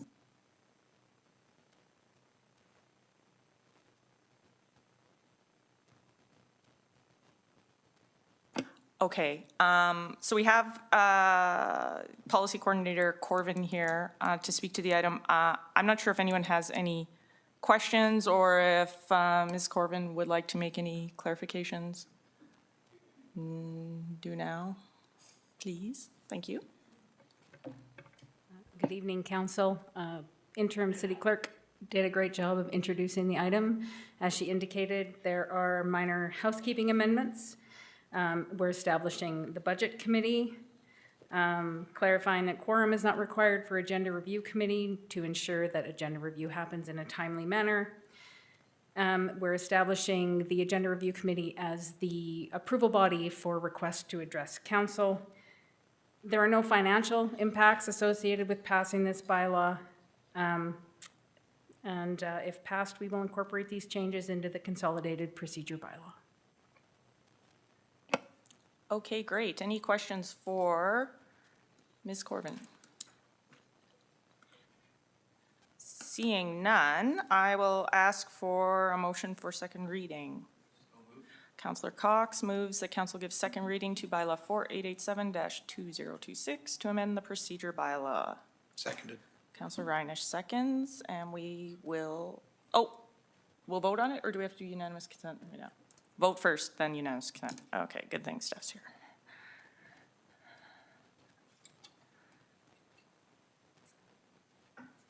Okay, that passes. So now we will vote to do, if we want to do third reading. So this is not for third reading, this is just voting to say we would vote for third reading. Councillor Pfaff? Oh, I yep. think somebody needs to make a motion. Oh, yeah, that would make more sense, wouldn't it? Go for it. I'll move that asking for unanimous consent to proceed to third reading at the same meeting. I will second that. Okay, Councillor Reinish. Okay, now we'll vote.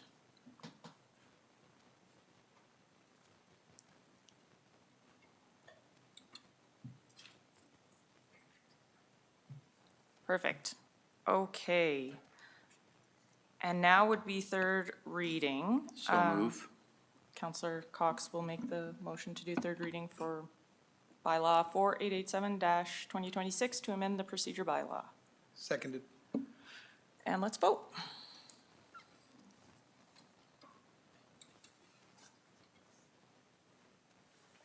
Okay, that passes.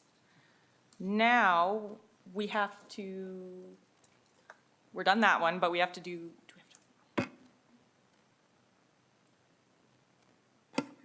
okay, so now we have to appoint the members for the Budget Committee. Since we just created a new committee, we need to say who's going to be on it. So do you have a, perfect. Okay, so could I get a motion to make this motion? Would someone please make the motion? I'll make the motion. Oh, sure.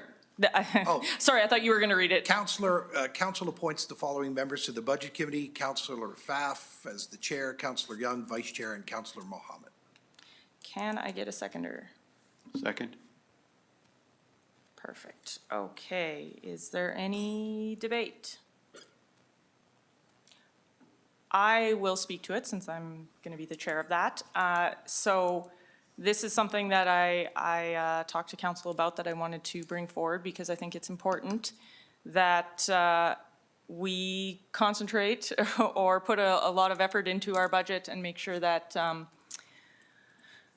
we're taking a good look at our expenses because as the public knows, we've been doing numerous tax increases over the years, and I think that there's a way to address that. There's a way to address our budget gap that's not just a tax increase or pull from reserves, but as I mentioned, taking a hard look at our expenses. So that's one of my things that I want to focus on, as well as a few other things that the Budget Committee is going to be looking into. So that's the idea to it, and I hope that we pass it, I hope that we pass the people that are on it. I think it should be okay.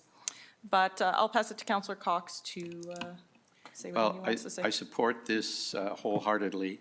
As we all know, and I think most of the city are aware, we're about to begin our first budget process, a 2-year budget.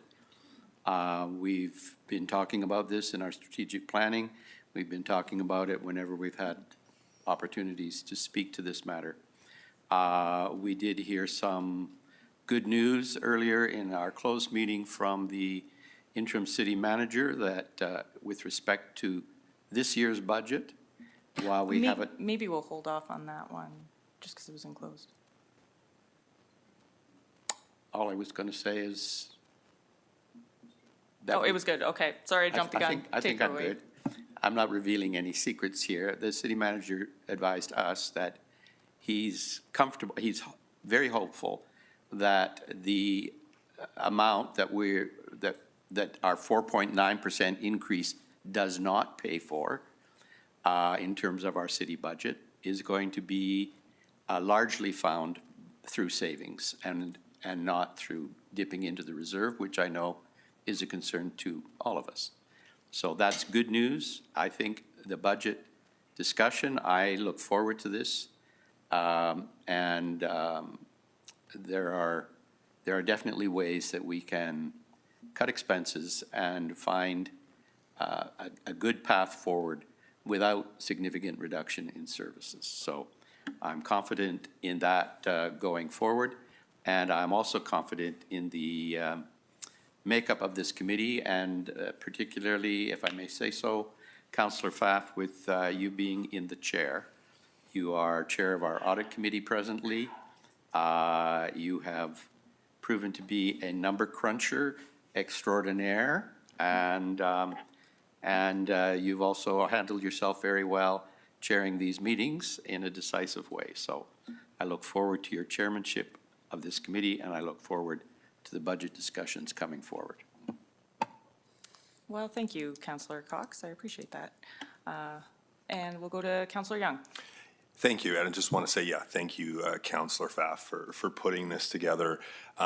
Just to reiterate, and I know all of us on council understand this, every person on council cares about this budget. Every single person has brought forward specific ideas or identified savings or strategy on what we can do. So I want to be super clear that this committee, although led by and chaired by Councillor Pfaff with myself and Councillor Mohammed, we will ensure that we continue to be putting the right amount of pressure on this. This is absolutely supported by everyone in council. And so I just want to say I appreciate that. And what this allows us to do is make sure that we're strategic.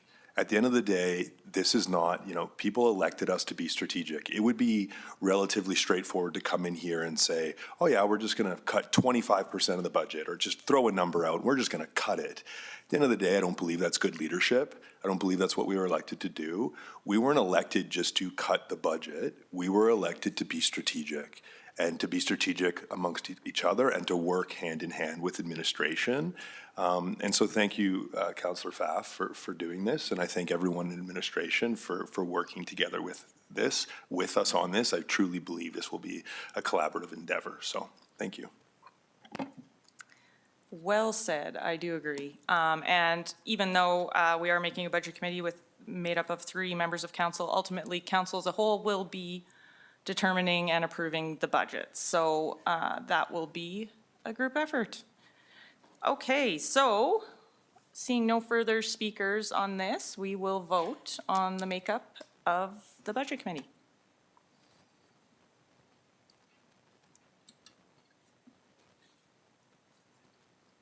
And that passes. Okay, moving on to 10.4. Third-party grant one-time operating initiative requests. Interim City Manager Hutter, do the intro. Thank you, Deputy Mayor Pfaff. Through the chair, I will hand it over to Director McLean Moore for a very quick introduction. Good evening, Council. So just a quick overview of this project. So we are looking for, I've got a recommended motion of $123,000 for a new 2026 one-time operating initiative, which will be funded by a third-party grant of $111,000 and third-party funding of $12,000 from Tourism Medicine Hat. The reallocation of any unused operating funds of $99,000 from a 2023 MOE through the SILT project will also be allocated to this project. So there's no new funds that we require to move this project forward. I'm just going to share a little story. My economic development team, one of my economic development team went up to Edmonton probably about a month ago, and she did a presentation to NAIT students and U of A students. And at the beginning of each presentation, she asked students to raise their hands if they had heard of Medicine Hat and not heard of Medicine Hat. And what she shared with me was that there was a significant amount of students that hadn't heard of Medicine Hat. So this project is actually, we have identified that there is an opportunity for us to be marketing outside of the community to entrepreneurs and professionals as promoting Medicine Hat as a place to be able to do business, to work, and to live. And so this project we're calling Opportunities Calling Medicine Hat is going to be leveraging a couple tools that have already been developed by Community Futures Entrecorp, which is the Talent Ambassador Program, and by Tourism Medicine Hat, which is the Move to Medicine Hat website. And we're basically going to put those on steroids for a short, strong campaign. So we've got, right now we're in the marketing, we're in the market research stage. We are going to really critically analyze the different communities that would be similar to Medicine Hat and what makes us different. And we're going to create some messaging around that, and we're going to market Medicine Hat. So that's the project, and I'll take any questions. Anyone have any questions? Councillor Varga. Through the chair, thanks, Selena. I think it's important to do this. Medicine Hat is sometimes forgotten and not thought of. And I hope that through this campaign, we can get Jace to do a good job on his tourism aspect, since a couple of us are on that tourism board, and we know that Jace does a good job of doing that and reaches out to a lot of different people, and hopefully he can entice a bunch of people to come here. So how are we gonna, what's the matrix? What are we gonna do? How are we gonna find out that it's working? We are, a part of the project does involve significant KPIs. We don't have those established yet, but that is definitely a part of the project. We will be measuring. So when are we starting this? As soon as we have approval the budget approval, we will begin the market research. I'm thinking the timeline will probably be October, December-ish, where we'll begin the campaign. Okay, on a tourism aspect, right, to do that, are we missing prime time being summertime? Because we're known for our warm weather and everything else that's good with it, and to entice people to come here, to enjoy our facilities and everything that we have in Medicine Hat. So I'm just wondering if that's the right timeline. So the campaign will extend. I don't know how long, but I'm thinking probably around 6 months. That's the first thing. The second piece is that we are gathering images and collateral for the campaign. We will be gathering that in the spring and summer. Councillor Young. Sorry, got distracted by a commotion back there. I think it's important to, I mean, I'm supportive, but at the end of the day, we have to market. Going back to, I didn't grow up outside of Medicine Hat, I grew up outside of Medicine Hat. I didn't grow up in Medicine Hat, and I didn't know Medicine Hat existed till I was 16 years old. I was a Northern Alberta kid.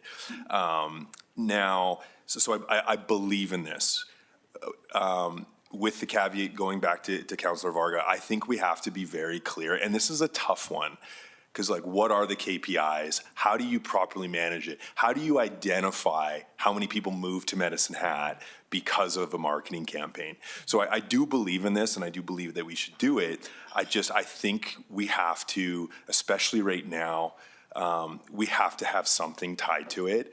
It doesn't need to be fluff. Like we're not concerned about that, but it's like, so I would really encourage your team to just help us, because at the end of the day, we're going to have to sit here a year from now and go, we spent $222,000. Here's what we got for it, right? So I think if you can help council with that and help admin, but also just to reiterate, because sometimes I think when I first saw this, I was like, oh, we're spending $222,000 on marketing. That's a lot. But I do think it's important to identify that there's no new money that's coming from this, right? So $99,000 is coming from previous unspent budget, and then $111,000 is coming from a government grant. Now, is that grant only available if we put in the $99,000? Is that correct? Yeah, it's matching funding. That's right. So I can't just say, hey, save the 99 and we'll just do the 110. Right? No, we're using that. So there's no, just so the public understands, there's no new money coming from this. The vast majority of this money is coming from a government grant, and then there's $12,000 from tourism. So appreciate this. I'm looking forward to the campaign. I'm looking forward to a year from now, or however long it is, to be able to sit here and talk about ultimately what we delivered. So thank you. Seeing no further speakers, I'll ask for the motion from anyone. I can Okay. make the motion. I make the motion that council approves a budget amendment for third-party grant activities as follows: $123,000 for a new 2026 one-time operating initiative, OTOI, which will be funded by a third-party grant of $110,000, and 111. Thank you. I am sorry about that. I saw it and I still read it wrong. By a third-party grant of $111,000 and third-party funding of $12,000 from Tourism Medicine Hat. The reallocation of unused operating funds of $99,000 from the 2023 MOE Settlement, Integration, and Language Project to this new 2026 OTOI. The total cost of this program will be $222,000. I'll second that. Councillor Varga seconds. Any debate? Seeing none, we'll vote on the motion.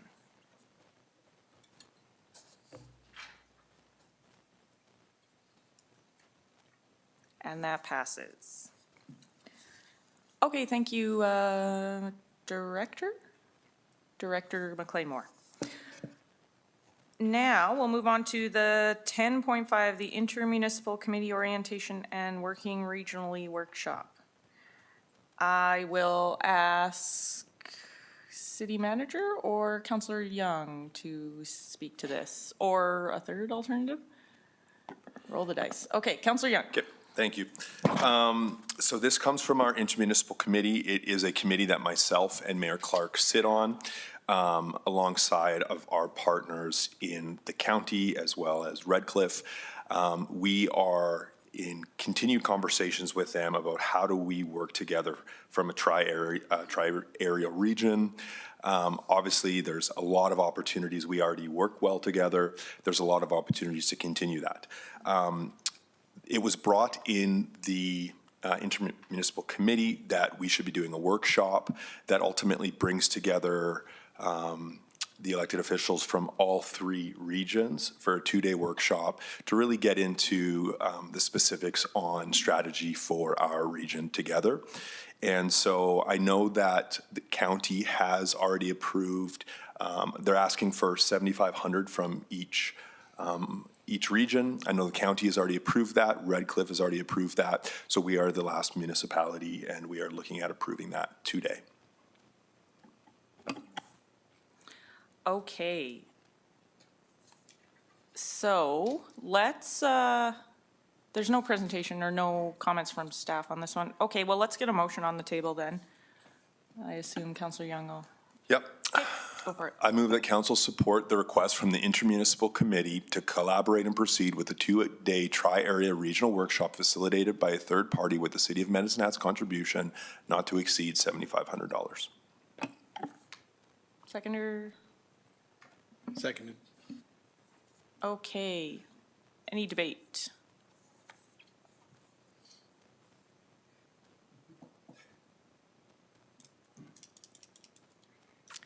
Councillor Cluxton, you have something to say? Oh, no? Okay. Okay, I hung on long enough. Councillor Cox wants to talk. Okay, go for it. You should always move more quickly. Yeah, I know, I as tried chair. to beat you, but not this time. I was just going to say, I hope it doesn't take 2 days, but it probably will. And I think there are, as I reflect on it, I think there are a lot of things that we could talk about. I just hope we're not a bunch of long-winded politicians sitting around a room filling the air with noise. And to that end, I think the facilitator, as proposed, will help us to focus that and bring it, to bring our attention to focus and bear directly on things that we can actually accomplish. Yeah, to that point, and perhaps you don't even know the answer to this, but are you guys going to have a suggested outcomes or like what you want to get out of this, to decisions that can come out of this, or action items or something, so it's not just, as to quote Councillor Cox, long-winded politicians in a room filling up, eating, whatever. Yeah. Anyways, talking a lot. Thank you. I know there are some administrative outcomes that we are looking for, but from our perspective, I think, to echo Councillor Cox, I don't think anyone on this council especially is interested in just sitting in a room and filling hot air. We want to get to the specifics. We understand where our regions, the cross sections of all of our regions, and so my hope is that we would go there and we would identify what are those key areas that we can focus on. Yeah, we could sit there and talk about dozens of different things. What are those 3 or 4 really, really important things? And so absolutely, I think, just so you know, the next step of this, we have to approve this, and then the committee will then discuss with support from administration, how are we actually going to manage this? Whether or not we need to be there for 2 days, what does that look like? But we'll make sure that we're not wasting anyone's time. Okay, I'll leave it in your capable hands to make sure no one's time is wasted. I'll hold you to that. Okay, so seeing not any more speakers, we will vote on the motion.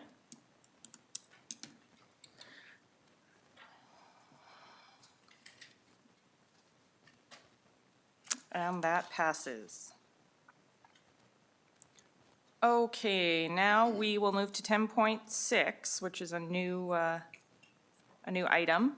The appointment to Subdivision and Development and Appeal Board, sponsored by the city clerk, and I'll throw it over to interim city manager Hutter. Nope, I'll throw it over to interim clerk Zabrecki. Thank you. So we recently had a board member resign, and this motion is just to appoint a new member to serve on the Subdivision and Development Appeal Board. Yeah, you're not on the list, but I guess you can butt in front of them. They can. Okay, now he put himself on the list. Okay, Councillor Cox, you're first. Well, I'll make the motion that council appoint Kathy Acton, effective immediately, to the Subdivision and Development Appeal Board, with the appointment expiring December 31st, 2027. That's the standard 2-year, well, it's not quite 2 years, but it would be, normally they are 2-year appointments. And I'd like to speak to that, if I may, after you get it seconded, after it is seconded. And I'll second it. Okay, then go ahead, Councillor Cox. I just wanted to say that you're right, we did have a recent resignation. Kathy Acton was previously on the Subdivision Development Appeal Board. I think it was a little glitch, but she didn't get her application into the clerk's office on time to be reappointed, and so that didn't happen, but I can say, as one of council's members on the Subdivision Development Appeal Board, that I have sat on hearings with her. She's very effective, knows her stuff, and she'll be glad to be back on. And we need her desperately because we're short on members. Councillor Clugston. Through the chair, so that was going to be my question. Councillor Cox, does she have an experience, and how did we choose her? I'm thinking in the past that when something like this happened, we actually called for nominations again, or went through the candidates that applied previously who did make the deadline and reassess them or vote on them as well.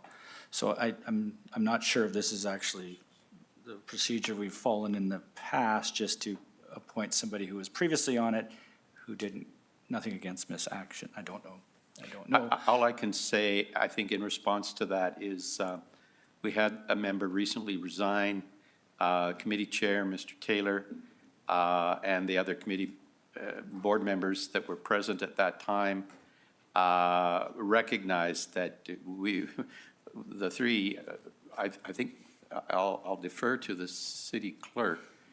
I think we've only got 3 trained up and ready to go members at this time, and our minimum quorum is 3. So we really need somebody. There is training that's required. Councillor Hellman is going to be council's other choice for the Subdivision Development Appeal Board.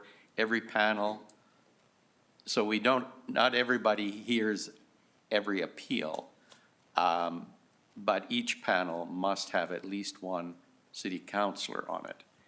And so right now, I'm the only one who's got the training. Councillor Hellman is taking the training later this month. So we're in short supply. This person was an effective member of the board, has the training, and so we asked the clerk to reach out to her, and she did, and she said, I would consider that. I will just interject to say that if we want to debate the merits of the individual or individuals that would be appointed, we're required to go into close to do that. So do we want to do that? Is there a general feeling for that? Go ahead, Councillor Clugston. So, yeah, no, thank you. I'm not so much debate the individual, just the procedure. Okay. So if we can still meet quorum with the 3 that we have, and with Councillor Hellman as perhaps a backup, I'm wondering if we shouldn't actually be calling for nominations and going through the process. I'll let staff speak to that. Thank you, through the chair. So recently, with the hearings that we have coming or hearing that we had coming forward, we are running into a quorum issue with members being out of the country. So this allows for, if we do have a member out of the country with no service, then we allow for an additional member to be able to serve, because our quorum is 3. If we were, I'll get to you, Councillor Arca, I just want to ask a follow-up. If we were to go through the standard process, as Councillor Clugston is alluding to, roughly how long would that take? So usually we would advertise for a minimum of 2-3 weeks. I will say when we had our advertising in the fall, leading into the winter time, we didn't have many applicants apply for the Subdivision and Development Appeal Boards. So usually it's about, like I said, 2 to 3 weeks. And then from there, we take it to our ALRGR/CEC committee where they make recommendations. If it comes forward to a closed committee or a closed council meeting for council to discuss and decide preemptively, and then we go into our open meeting where they're appointed. So I would say anywhere between a month to 2 months, depending on how we meet the deadlines for our ALRGR/CEC committee. Okay. If I may? Yep, go ahead. I was just going to say, in further answer to Councillor Clugston's point, my recollection of this position in December was there was 1 vacancy and there was only 1 applicant. And that was Mr. Lafleur. And so he was kind of acclaimed into the position. If Ms. Acton had got her application in on time, we'd have had to vote and decide who would come before the board. But so I do think this is timely, and I think I can say it's urgent. I know there are appeals filed that we are anticipating, and we need to get this machine running again.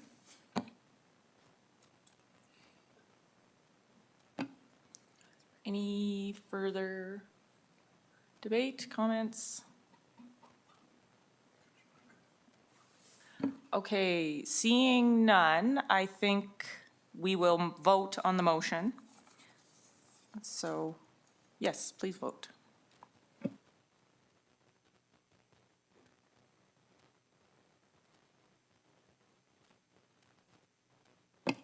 Okay, that passes. Yeah, go ahead, Councillor Vargas. Just a question. How many can be on the Subdivision and Appeal Board? I'll defer to the clerk on that. A panel Yeah, is a minimum of 3. 3, but how much is the maximum? Don't I you have to think have an odd I number? think 5 is the max? maximum. But for the board itself, from which the panels are selected, I don't know if there's a number on that. Is there? We'd have to look into that. We try to have at least 5, including the 2 councillors. Okay.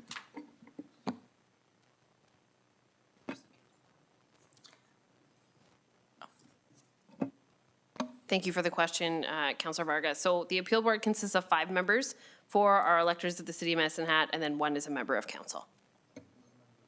Only 1 member of council. So Councillor Cox and Councillor Hellman are our members. So if Councillor Cox is unable to make it to an appeal hearing, or Councillor Hellman, it goes back and forth. So follow up, they both can't be at the same meeting? Correct. No, no, you only get 1 city councillor on a panel. I'm going to raise this now, whether it's appropriate or not. We had 4 at the last hearing, with an unexpected resignation in the middle of the hearing. I think 4 is a bad number. I don't know why we didn't have 5. I guess we didn't have 5 because we don't have 5. Is that right? Speak up. Thank you, Councillor Cox. The reason why was because we have a member of the board who felt that she could have a bias because she was a previous member of the Planning and Development Department. So she decided to pull herself off of the board for that hearing. And who is that, just so I may know? I thought we were just the four. No, that's Aaron. Oh, I'm sorry, Aaron, I might butcher your name here. Anofrachek. Okay. Oh, yes, Aaron. Okay. Thank you. Fair enough. Okay, good. Enough said. Thank you.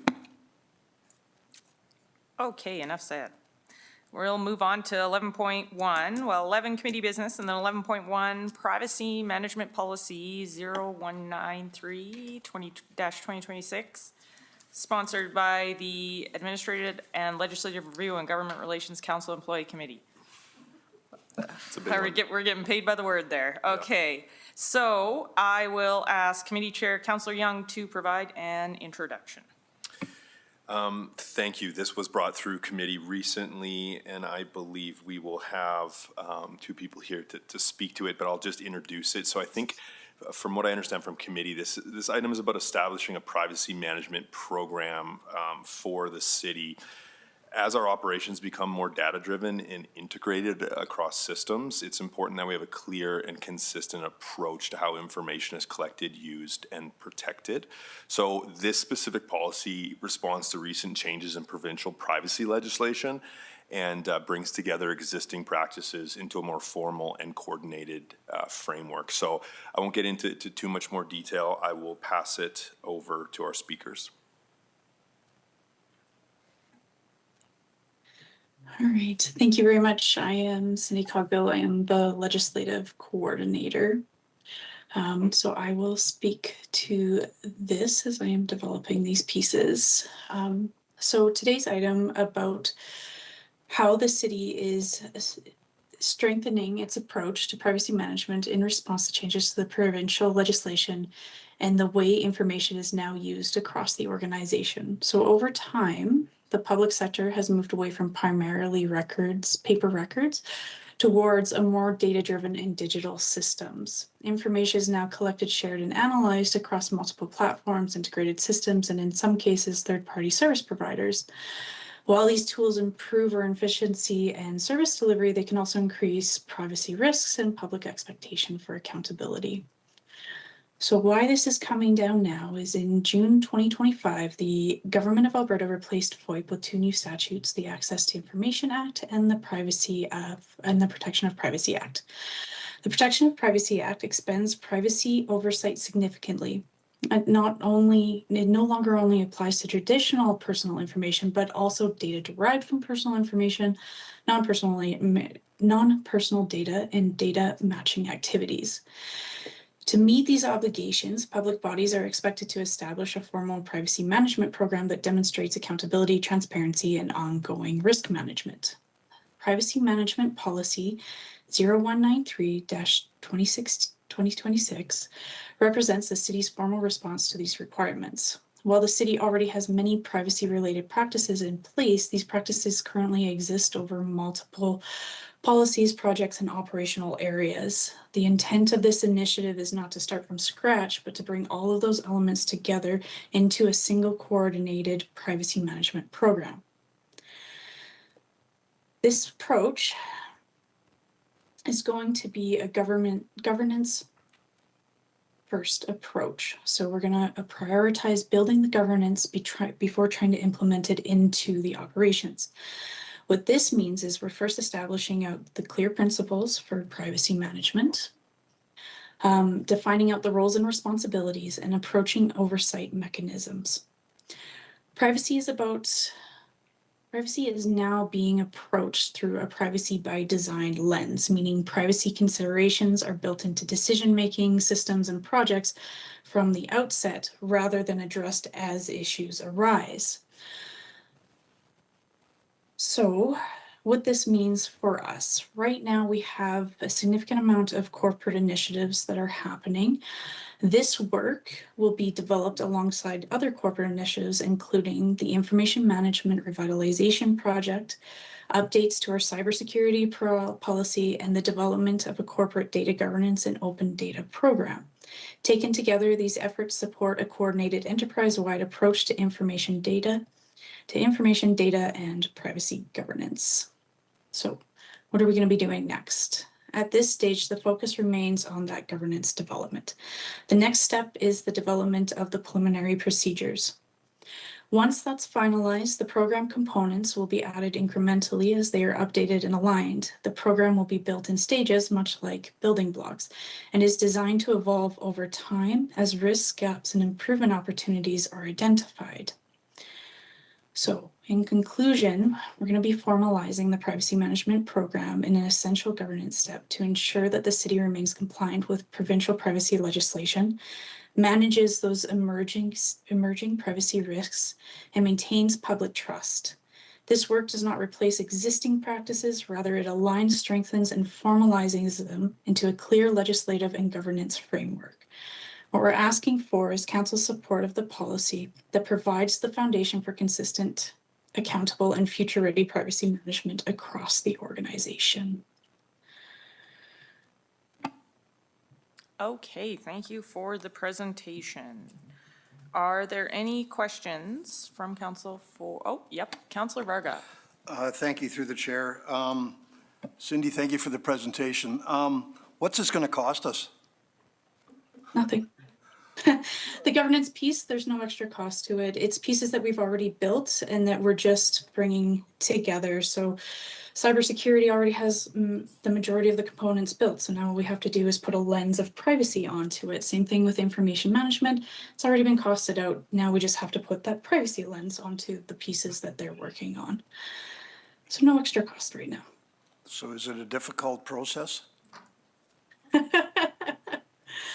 A lot of research and alignment into things. So not particularly difficult. No, just takes time to build these pieces because we also want to put the thought into how we're doing it. I don't want to build an ivory tower that we can't implement, right?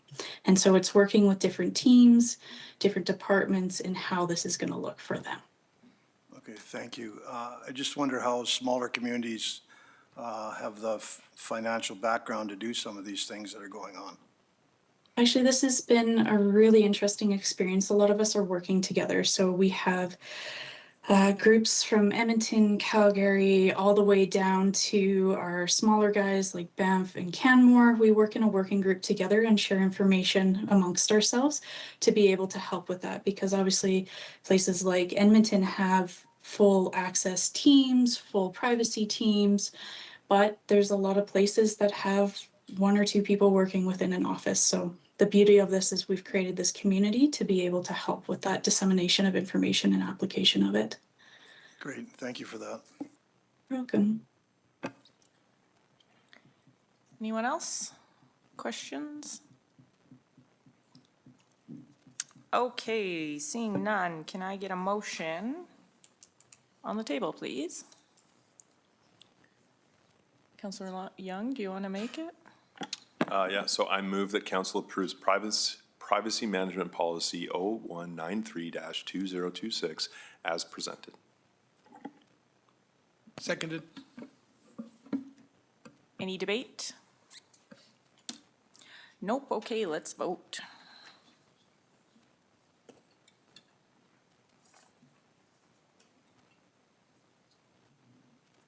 And that passes. Thanks for the presentation, Ms. Cogbill.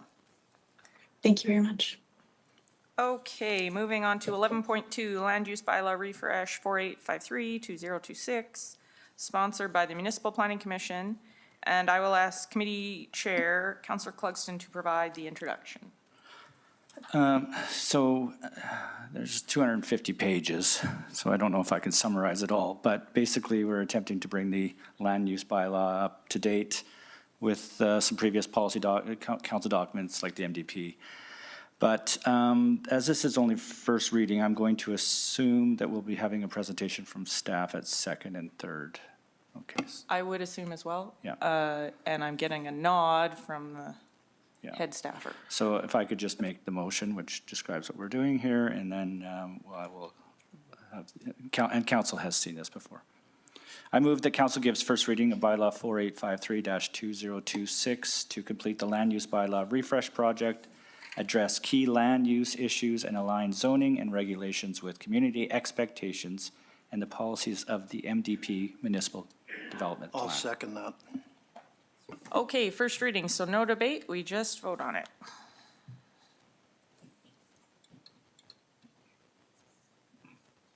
And that passes. Okay, moving on to 11.3, the Arts and Culture Recognition Program naming, sponsored by Public Services Committee. And I will ask Committee Chair Councillor Cox to give us an introduction. I'll talk really slow because he doesn't look like he's ready. Oh, we got it, okay. Don't make assumptions. I'm going to defer to Acting Manager, Managing Director Presteko.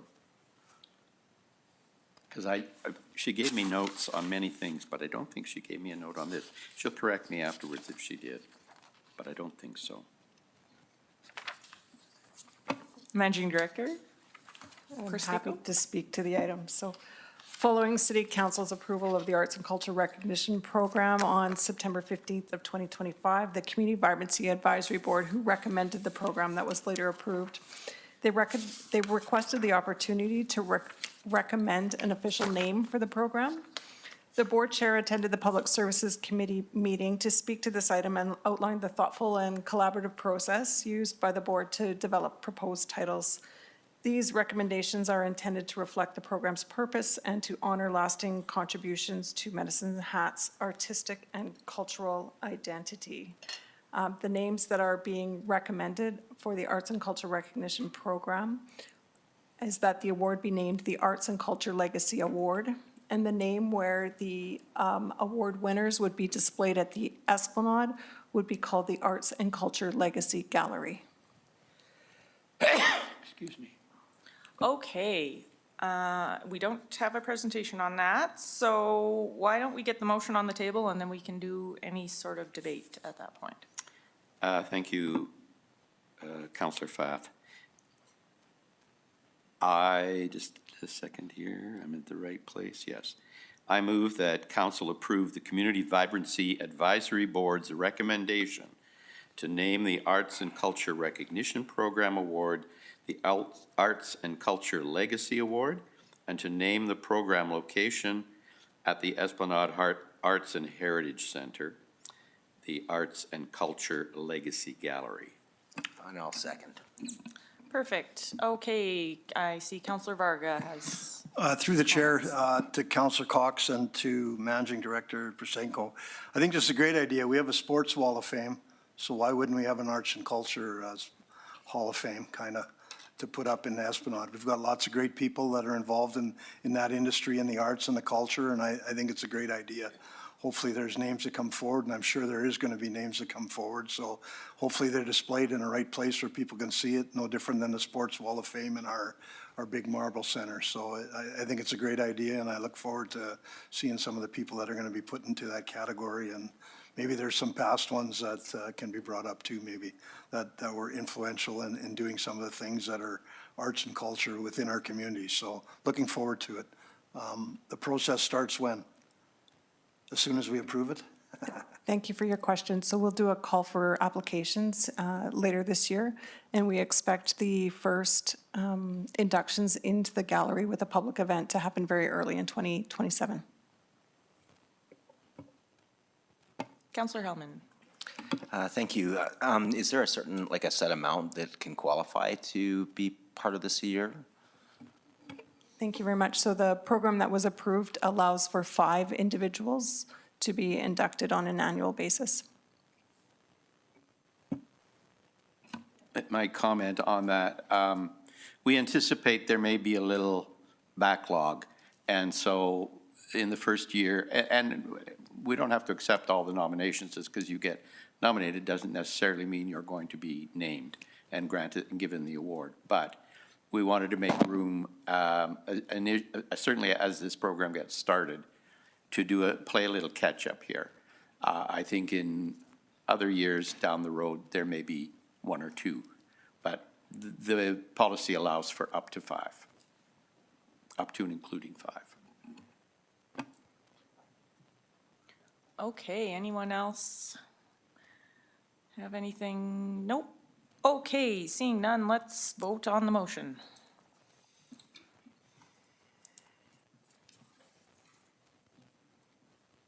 And that passes.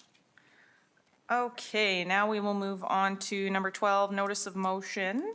I will pass it over to Councillor Cox for that one. Thank you, Councillor Pfaff. I do have notes on this one. Just let me find the right page. I think council were alerted that I had a notice of motion I wanted to bring.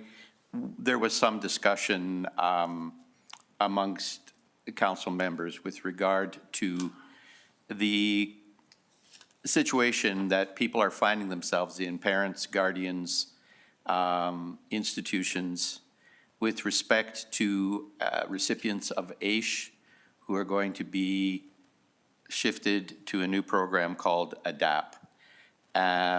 There's a lot of concern about that. You may recall the Intercity Forum on Social Policy, if I've got that name right, which I don't know that a lot of us knew a lot about that, but you ended up appointing me to be your council representative to that Intercity Forum. And at our first meeting, a resolution was on the floor which requested some advocacy with the government to put a hold on this program, on this shift from AISH to ADAP, so that people could get themselves better prepared, and there might be some advocacy to actually make some changes to the proposed program. I ended up becoming the chair of the Intercity Forum, something not necessarily desired, but there you are. I didn't say no, and here I am. So I wrote that letter to the minister, to the government, a couple of months ago. Since that time, other municipalities have added their own individual voices. So this was on behalf of the Intercity Forum, but some of the cities, many cities, have taken the initiative to pass their own motions. We're hoping that the cumulative weight of our voices will catch the attention of the government on this very important and somewhat troubling issue. And so with that background, I undertook to bring a notice forward, and I have a motion that I am giving notice of this evening. The subject matter here is advocacy on behalf of Medicine Hat residents related to the Assured Income for the Severely Handicapped, AISH Act, and Alberta Disability Assistance Program, ADAP. Whereas the City of Medicine Hat supports community well-being and inclusion and has a vested interest in ensuring that residents with disabilities receive adequate and stable financial supports from other orders of government that lift individuals out of poverty and do not create new barriers to participation in community life or employment. And whereas on December the 9th, 2025, the Government of Alberta passed Bill 12, the Financial Statutes Amendment Act, which amended the Assured Income for the Severely Handicapped Act and established the Alberta Disability Assistance Program, ADAP, with implementation scheduled for July 1st, 2026. And whereas the amendments authorized the government to redetermine eligibility under the new AISH and ADAP categories with specific criteria and assessment processes for determining eligibility yet to be established through regulations and policy. And I'll just pause here to note that it's that feature that is causing the great concern. We have lots of people on AISH, and all of a sudden they're being told, start over. You're now going to be, if you qualify, on ADAP, and your AISH is coming to an end. And whereas the changes produce a new benefit structure through the creation of ADAP, modify administrative processes, including appeal rights, and leave several elements such as benefit levels, indexation practices, and detailed eligibility criteria yet to be set through regulation. And whereas changes to provincial income support programs may influence demand for community-based services and supports delivered by nonprofit organizations and municipalities. And whereas stakeholders have noted the need for further clarity regarding eligibility definitions, transition procedures, and the long-term implications of the system, resulting in several Alberta municipalities passing resolutions requesting additional consultation, transparency, or implementation considerations related to these legislative changes. Now therefore be it resolved that the Mayor, on behalf of the City of Medicine Hat, advocates the Government of Alberta to immediately pause the implementation of the recent changes to the Assured Income for the Severely Handicapped Act and the Alberta Disability Assistance Program. And be it further resolved that the Government of Alberta be urged to undertake meaningful, accessible consultation with persons with disabilities, advocacy organizations, municipalities, community partners, and medical professionals. And be it further resolved that the province be requested to publicly report on the anticipated social and economic impacts of these changes on persons with disabilities in Medicine Hat prior to proceeding with implementation. That is my notice of motion. And at this time, I would ask for a motion that we proceed to hear, debate, and vote on this motion tonight. Normally, this notice of motion would bring the matter up at the next meeting of council. I think it's urgent. July 1st is the implementation date. We're a little late getting our own resolution in, but we do believe that the cumulative voices of so many municipalities will be very difficult to ignore. And so I'm going to ask for a motion to allow us to debate and vote on this motion tonight. It requires a 2/3 majority in order to allow us to do that. Okay, I'll call for a motion to hear the motion. I guess, okay, Councillor Cox made the motion, so we just need a seconder. I'll second. Okay, so let's vote on the motion to hear the motion.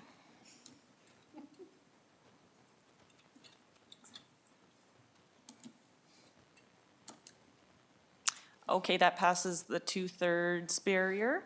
So, Just, I think you have to make a motion to ask For council.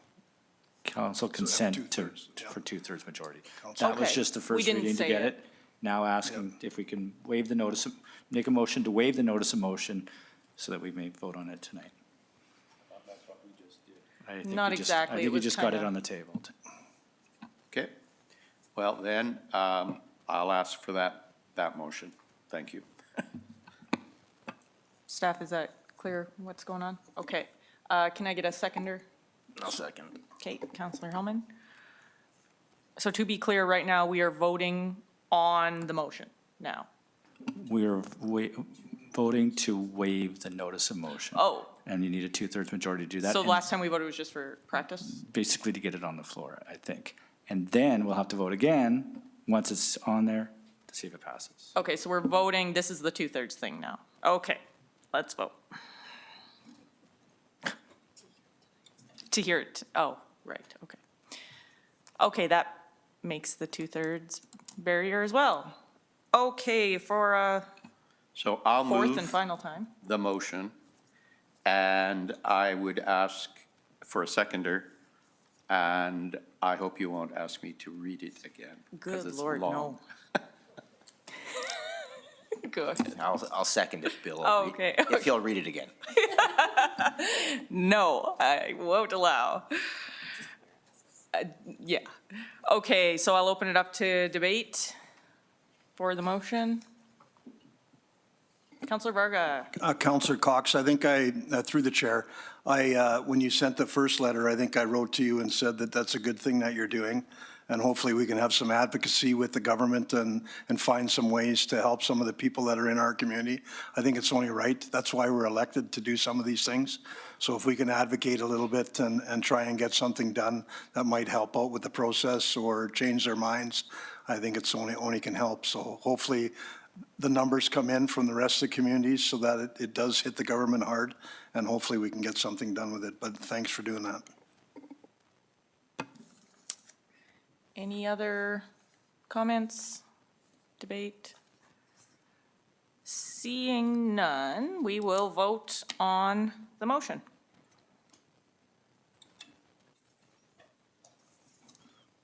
And that passes. So we'll leave it in your capable hands, Councillor Cox, to carry this forward. I will, well, yes, I will. It really goes to the mayor. I'll look to Managing Director Presteko to help with that, draft a letter for the mayor's signature. And I think, if I might just take this opportunity, Managing Director, if you could prepare a letter for me to send to the other members of the Intercity Forum, encouraging them to do likewise. Would that be in order? Be happy to. Thank you. Okay, wonderful. So are there any objections to shutting her down? Let's adjourn this meeting. I see on the bottom, through the chair, Oh, that we have to there's make a motion to objections. adjourn the meeting. Well, So it I make says that a here. motion? Okay, yeah, you go for it. So I make the motion to adjourn the meeting. Any objections? None. Everyone wants to go home. Okay, we're closed.